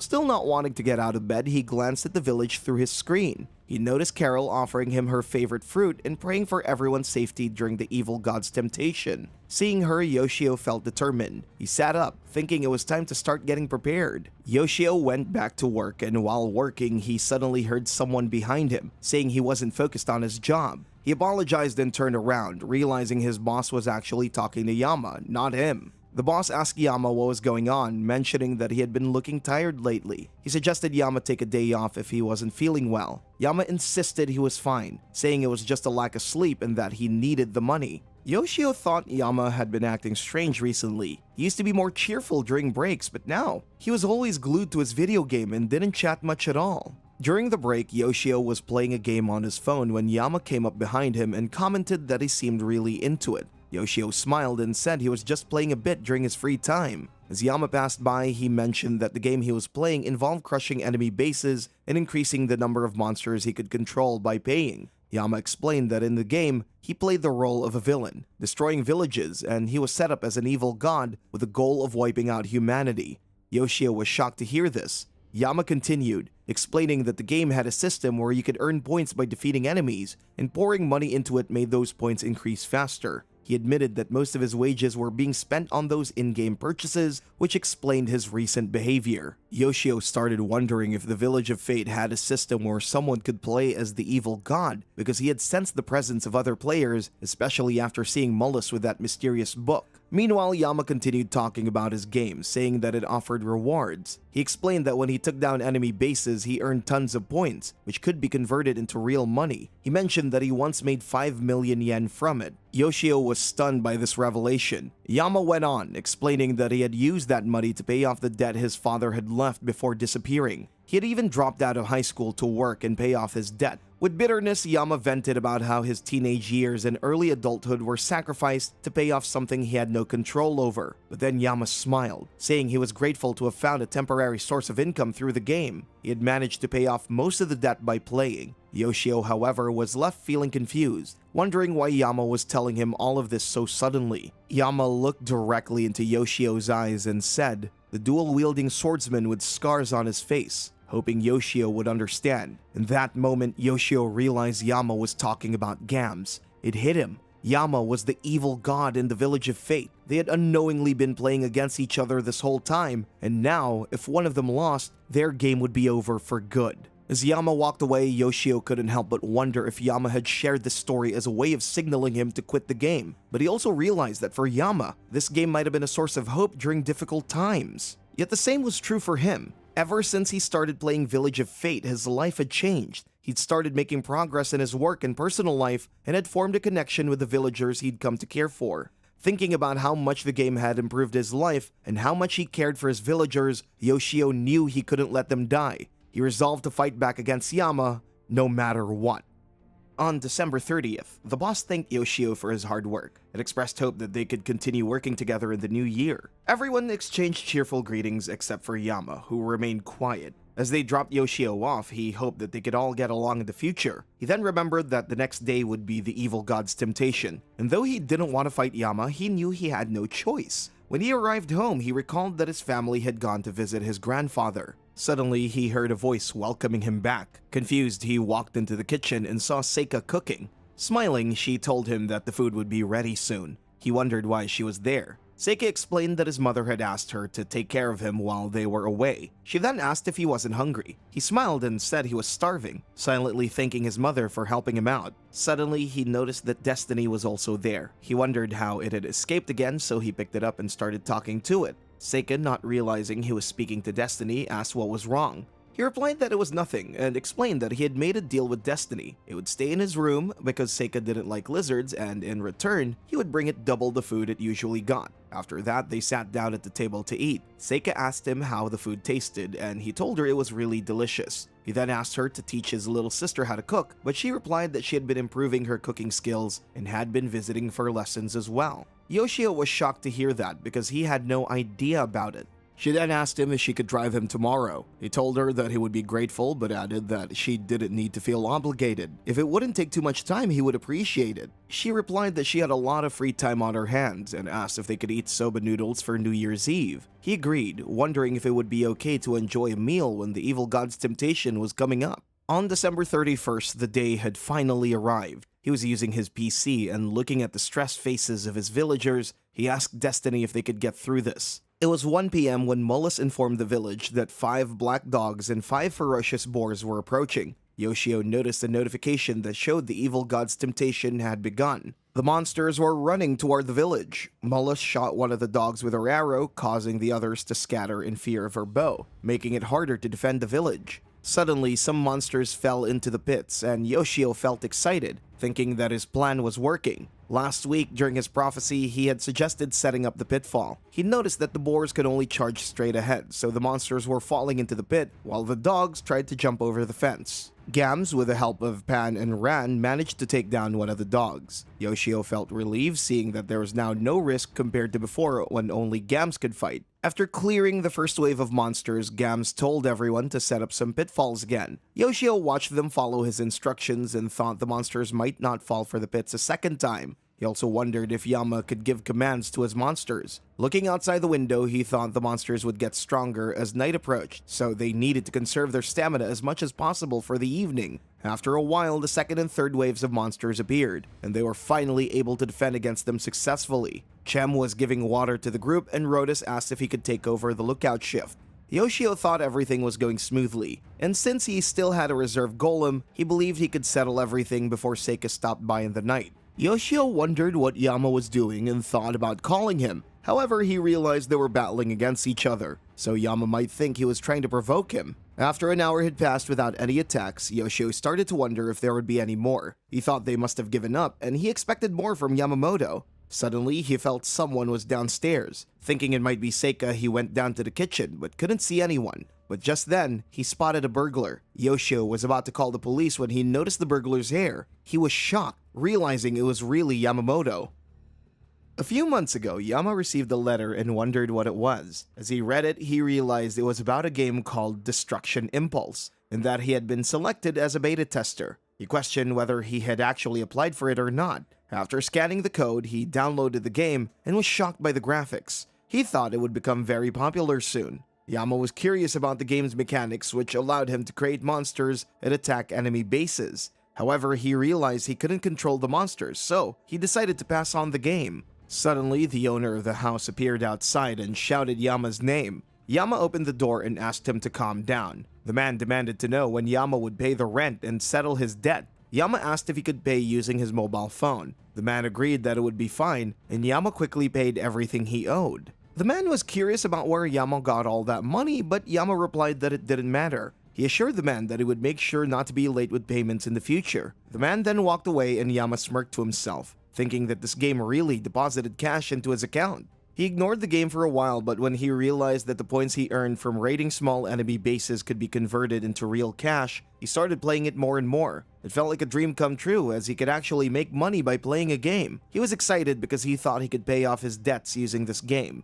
He was working in the store when his boss mentioned they had a newcomer named Yoshio. When Yama looked at him, he noticed Yoshio had a nice physique, but his face looked pale and unhealthy. Yama thought Yoshio seemed motivated, but since the job was pretty intense, he figured that he might quit soon. However, he soon realized that Yoshio was doing his job enthusiastically and responding well, which made Yama happy to have a good junior. Later, when Yama was at home playing the game, he encountered a situation in the last Evil God's Temptation where his monsters got annihilated by a wooden man. He was shocked by its strength and thought he should have brought a red Cyclops. The next day, while Yama and Yoshio were talking during their break, Yama discovered that Yoshio was a gamer and thought they could be friends. However, when Yama returned home, he found that his base had been destroyed and even his Cyclops had been killed. He saw a swordsman with a sword and realized that he was the one who had done it. Yama felt a surge of anger as he realized that this was a counterattack from Yoshio, who had raided his cave recently. After that day, as they were returning home, Yoshio was playing a game on his mobile. Yama wondered what game it was when he suddenly saw a man with a scar on his face and a sword in his hand. He realized it was the same game and Yoshio was on the opposing side. Yama asked Yoshio if this was a new game and wondered if Yoshio had noticed him playing and had been secretly laughing at him while pretending to be friendly at work. Yama's anger grew more and more over time, and he decided to confront Yoshio about it when the event was near. During the event, as Yama played the game, he thought he would turn things around and not let anyone get in his way. Suddenly, his monsters fell into a pit, and he felt angry seeing the strength of Yoshio's base. He realized it had really improved and had wasted too much time stressing and smoking cigarettes. It saddened him to think that he wouldn't be able to damage such clever defenses. He wanted to spend money to instantly boost his forces, but he remembered that Yoshio still had that wooden man up his sleeve. Yama wondered what he should do. Suddenly, he thought about what if Yoshio couldn't even play for a while. He tried to calm himself down, realizing if he acted like this, it would go against everything he had worked for in his life.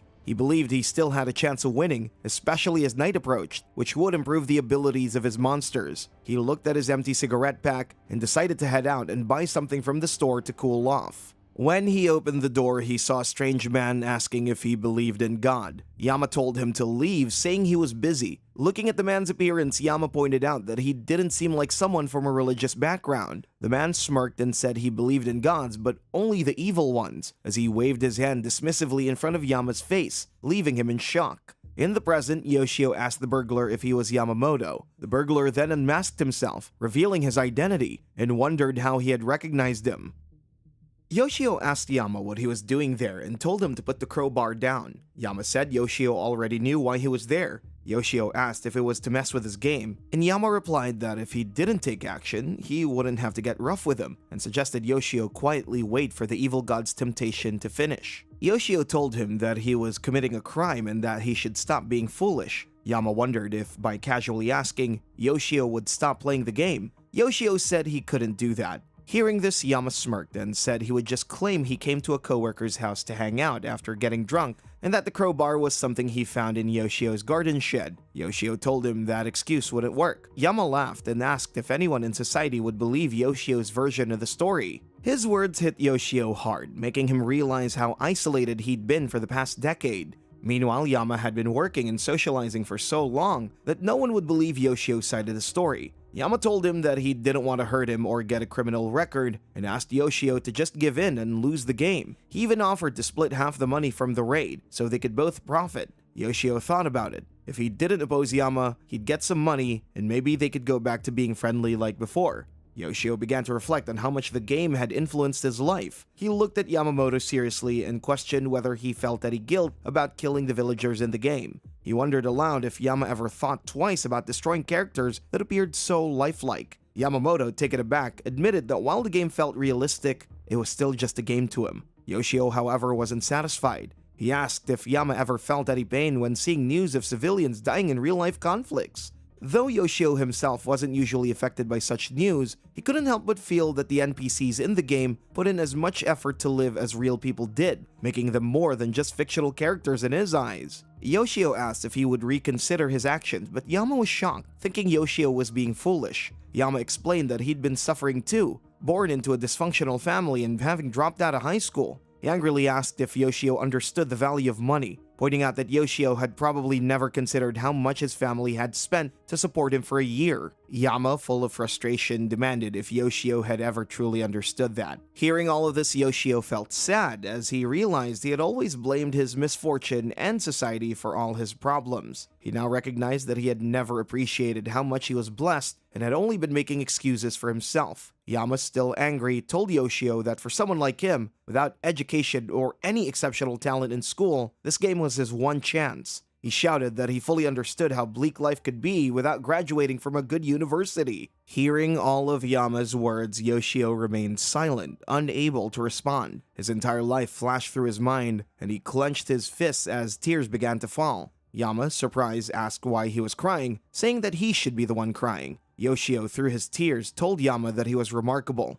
Yama thought Yoshio was being sarcastic, but Yoshio explained that he wasn't. He admitted that he had failed to realize how blessed he was, despite wasting the past decade doing nothing. He acknowledged that he had been a burden to many people and regretted not finding the courage to change earlier. Yama laughed loudly, brushing it off as cheap sympathy, and then showed Yoshio his phone screen, pointing out that the final stage of the evil god's temptation had begun. Seeing the overwhelming number of monsters approaching the village, Gams and the villagers were shocked and terrified. Yama, with a smug grin, told Yoshio that he had spent all his money and deployed every troop he had, knowing that if he couldn't possibly destroy Yoshio's village, it would be game over for him. As Yoshio tried to grab his phone, Yama raised the crowbar near him, warning him not to move. Yoshio wondered how he could save his villagers. Just then, Seika appeared, hearing the commotion and asking if any of Yoshio's friends had come over, since she heard loud voices. Yoshio panicked, shouted at her to stay away. When Seika entered and saw Yamamoto, she was stunned, thinking he was a burglar. Yama, in a fit of rage, swung the crowbar toward her. In a split second, Yoshio jumped in between them, taking the blow himself. The impact sent him crashing to the floor. Yama called Yoshio an idiot, blaming him for everything. Yoshio, in pain, shouted at Seika to run away. She told him she would go get help. Hearing this, Yama tried to grab her, but Yoshio pulled at his leg, causing Yama to sneer, wondering if Yoshio just wanted to look cool in front of her. Furious, Yama hit Yoshio again with a crowbar, telling him to stop interfering. Seika screamed for Yama to stop, and suddenly, Yama's arms went numb. He couldn't move them. Shocked, he wondered what was happening, and then noticed a small yellow lizard in front of him. He realized it might be the cause and told it to stay away, but before he could react, Yama collapsed to the floor, just like Yoshinaga and his friends had earlier. Seika immediately rushed to Yoshio's side, but then Destiny, the lizard, jumped onto her. She screamed in fear, and as Destiny crawled on her, she fainted. Yoshio, now unable to move or speak, watched helplessly. Destiny pulled out a potion that Mullis had made and poured it into Yoshio's mouth. As soon as he drank it, Yoshio felt a surge of energy, and his injuries quickly healed. He ran to Seika, relieved to find that she wasn't hurt, just unconscious. He then looked at Yama and realized he was in the same state as Yoshinaga had been, confirming that Destiny was behind everything. Worried, Yoshio grabbed his phone, anxiously checking to see what had happened to his village in the game. Yoshio saw on his phone that a horde of monsters was approaching. Gams, in a panic, shouted for everyone to rush inside the cave. They all hurried in, trying to figure out what to do next. The monsters were already starting to break through the fence. Gams told them it was only a matter of time before it would be completely destroyed. Chem reminded them that they still had the protection of the God of Fate, but Gams, filled with regret, said he had promised to protect everyone, and now he felt that wasn't possible. Carol, confused and worried, asked what was happening. Mullis handed her a small potion and told her it would help her calm down. Carol drank it, finding it sweet, and within seconds, she fainted. Layla gently held Carol, thanking Mullis for calming her down and saying that now her daughter wouldn't have any more frightening thoughts. Tears filled her eyes. But suddenly, Chem suggested that they might still be able to save at least one person. The others looked at her, confused, as she explained that they hadn't offered a tribute to the God of Fate that day. If they sent Carol as a tribute, Chem believed there might be hope.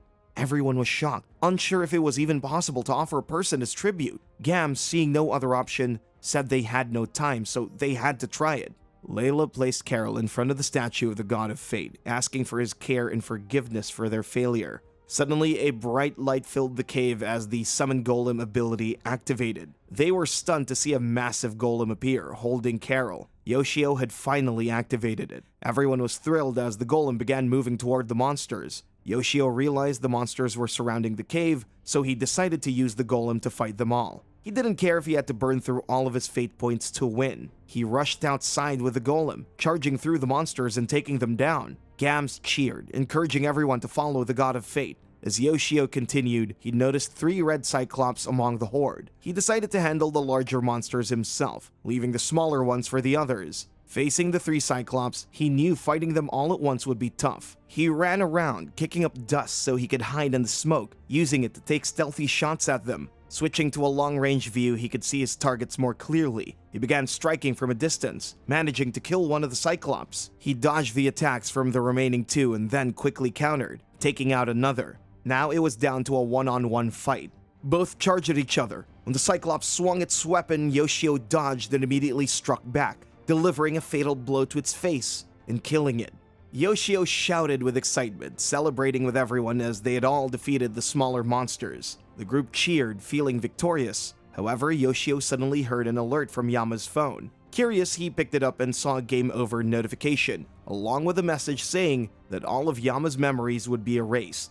Shocked, Yoshio realized that Yama had never been informed of this. It was hard for him to believe, but he wondered if Yama would really forget everything that had happened today. Despite his thoughts, Yoshio felt a sense of relief knowing that Yama wouldn't remember the harm he had caused the villagers. He also wondered if Yamamoto's behavior was a result of the game driving him crazy. Suddenly, Yama woke up, confused, saying it was getting late and asking where he was. Yoshio was stunned and asked if Yama had already forgotten. Yoshio quickly made up a story, telling Yama they were having a year-end party at his house and he had fallen asleep. Yama confirmed, saying he couldn't really remember much except that a suspicious man had appeared at his house in the evening and used some kind of hypnosis on him. Yama seemed puzzled as he struggled to remember if he'd been drinking at Yoshio's place. Hearing this, Yoshio was shocked. Could someone have been controlling Yama to make him lose the game? The thought troubled him deeply. Yama asked if he had broken anything while drunk, offering to pay for any damages. Yoshio, still in shock, wondered if there were really people who would go to such extremes for a game. He forced a smile and reminded Yama that he had plans for the new year. Yama agreed, apologizing for causing trouble, and said he would head home. Yoshio wished him a happy new year as Yama left. Turning to Seika, Yoshio checked to see if she was alright. She opened her eyes, gently holding his face and asking if he was okay. She looked around, confused, and asked about the lizard.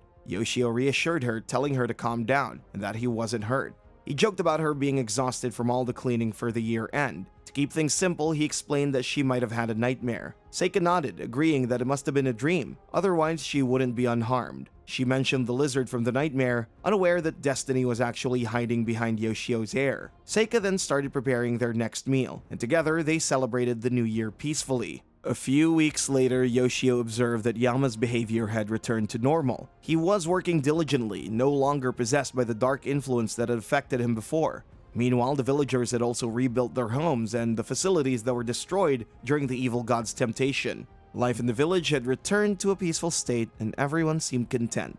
Carol, with a bright smile, proudly showed off a new carved figure she had made to offer to the god of fate. Chem, however, was a bit annoyed upon seeing it, but despite that, the village was thriving once more. Suddenly, there was a knock at the door. Sayuki and her dad were there, and they had come to see the lizard. Sayuki mentioned that if they uploaded photos of the adorable lizard on social media, it would definitely go viral. However, Yoshio quickly told her that she couldn't do that, explaining that the lizard was a specialty of the village, selectively bred. He thought to himself that if the world where Gams and the others lived truly existed, everything strange that had happened would make sense. But if it was just a game, he had no real explanation. He wondered why a game would be connected to another world called the Village of Fate and why it had come to him. He also reflected on what Yama had hinted about another player, leaving him still confused. The next day, Seika came by his house, ready to go out with him. His mother playfully teased him, asking if he was going on a date. Seika explained that they were just going out to have some sweets, and her mother jokingly said she wanted to join them, but she quickly added that she shouldn't interrupt the special moment between two people. Yoshio quickly denied it, saying there was nothing like that and that he was just escorting her. They stepped outside and he asked if they should get going. Seika smiled and agreed, and they walked off together. And so this was the story of how Yoshio, a NEET for 10 years, became the god of fate and saved the villagers, and how in turn, the village of fate saved him.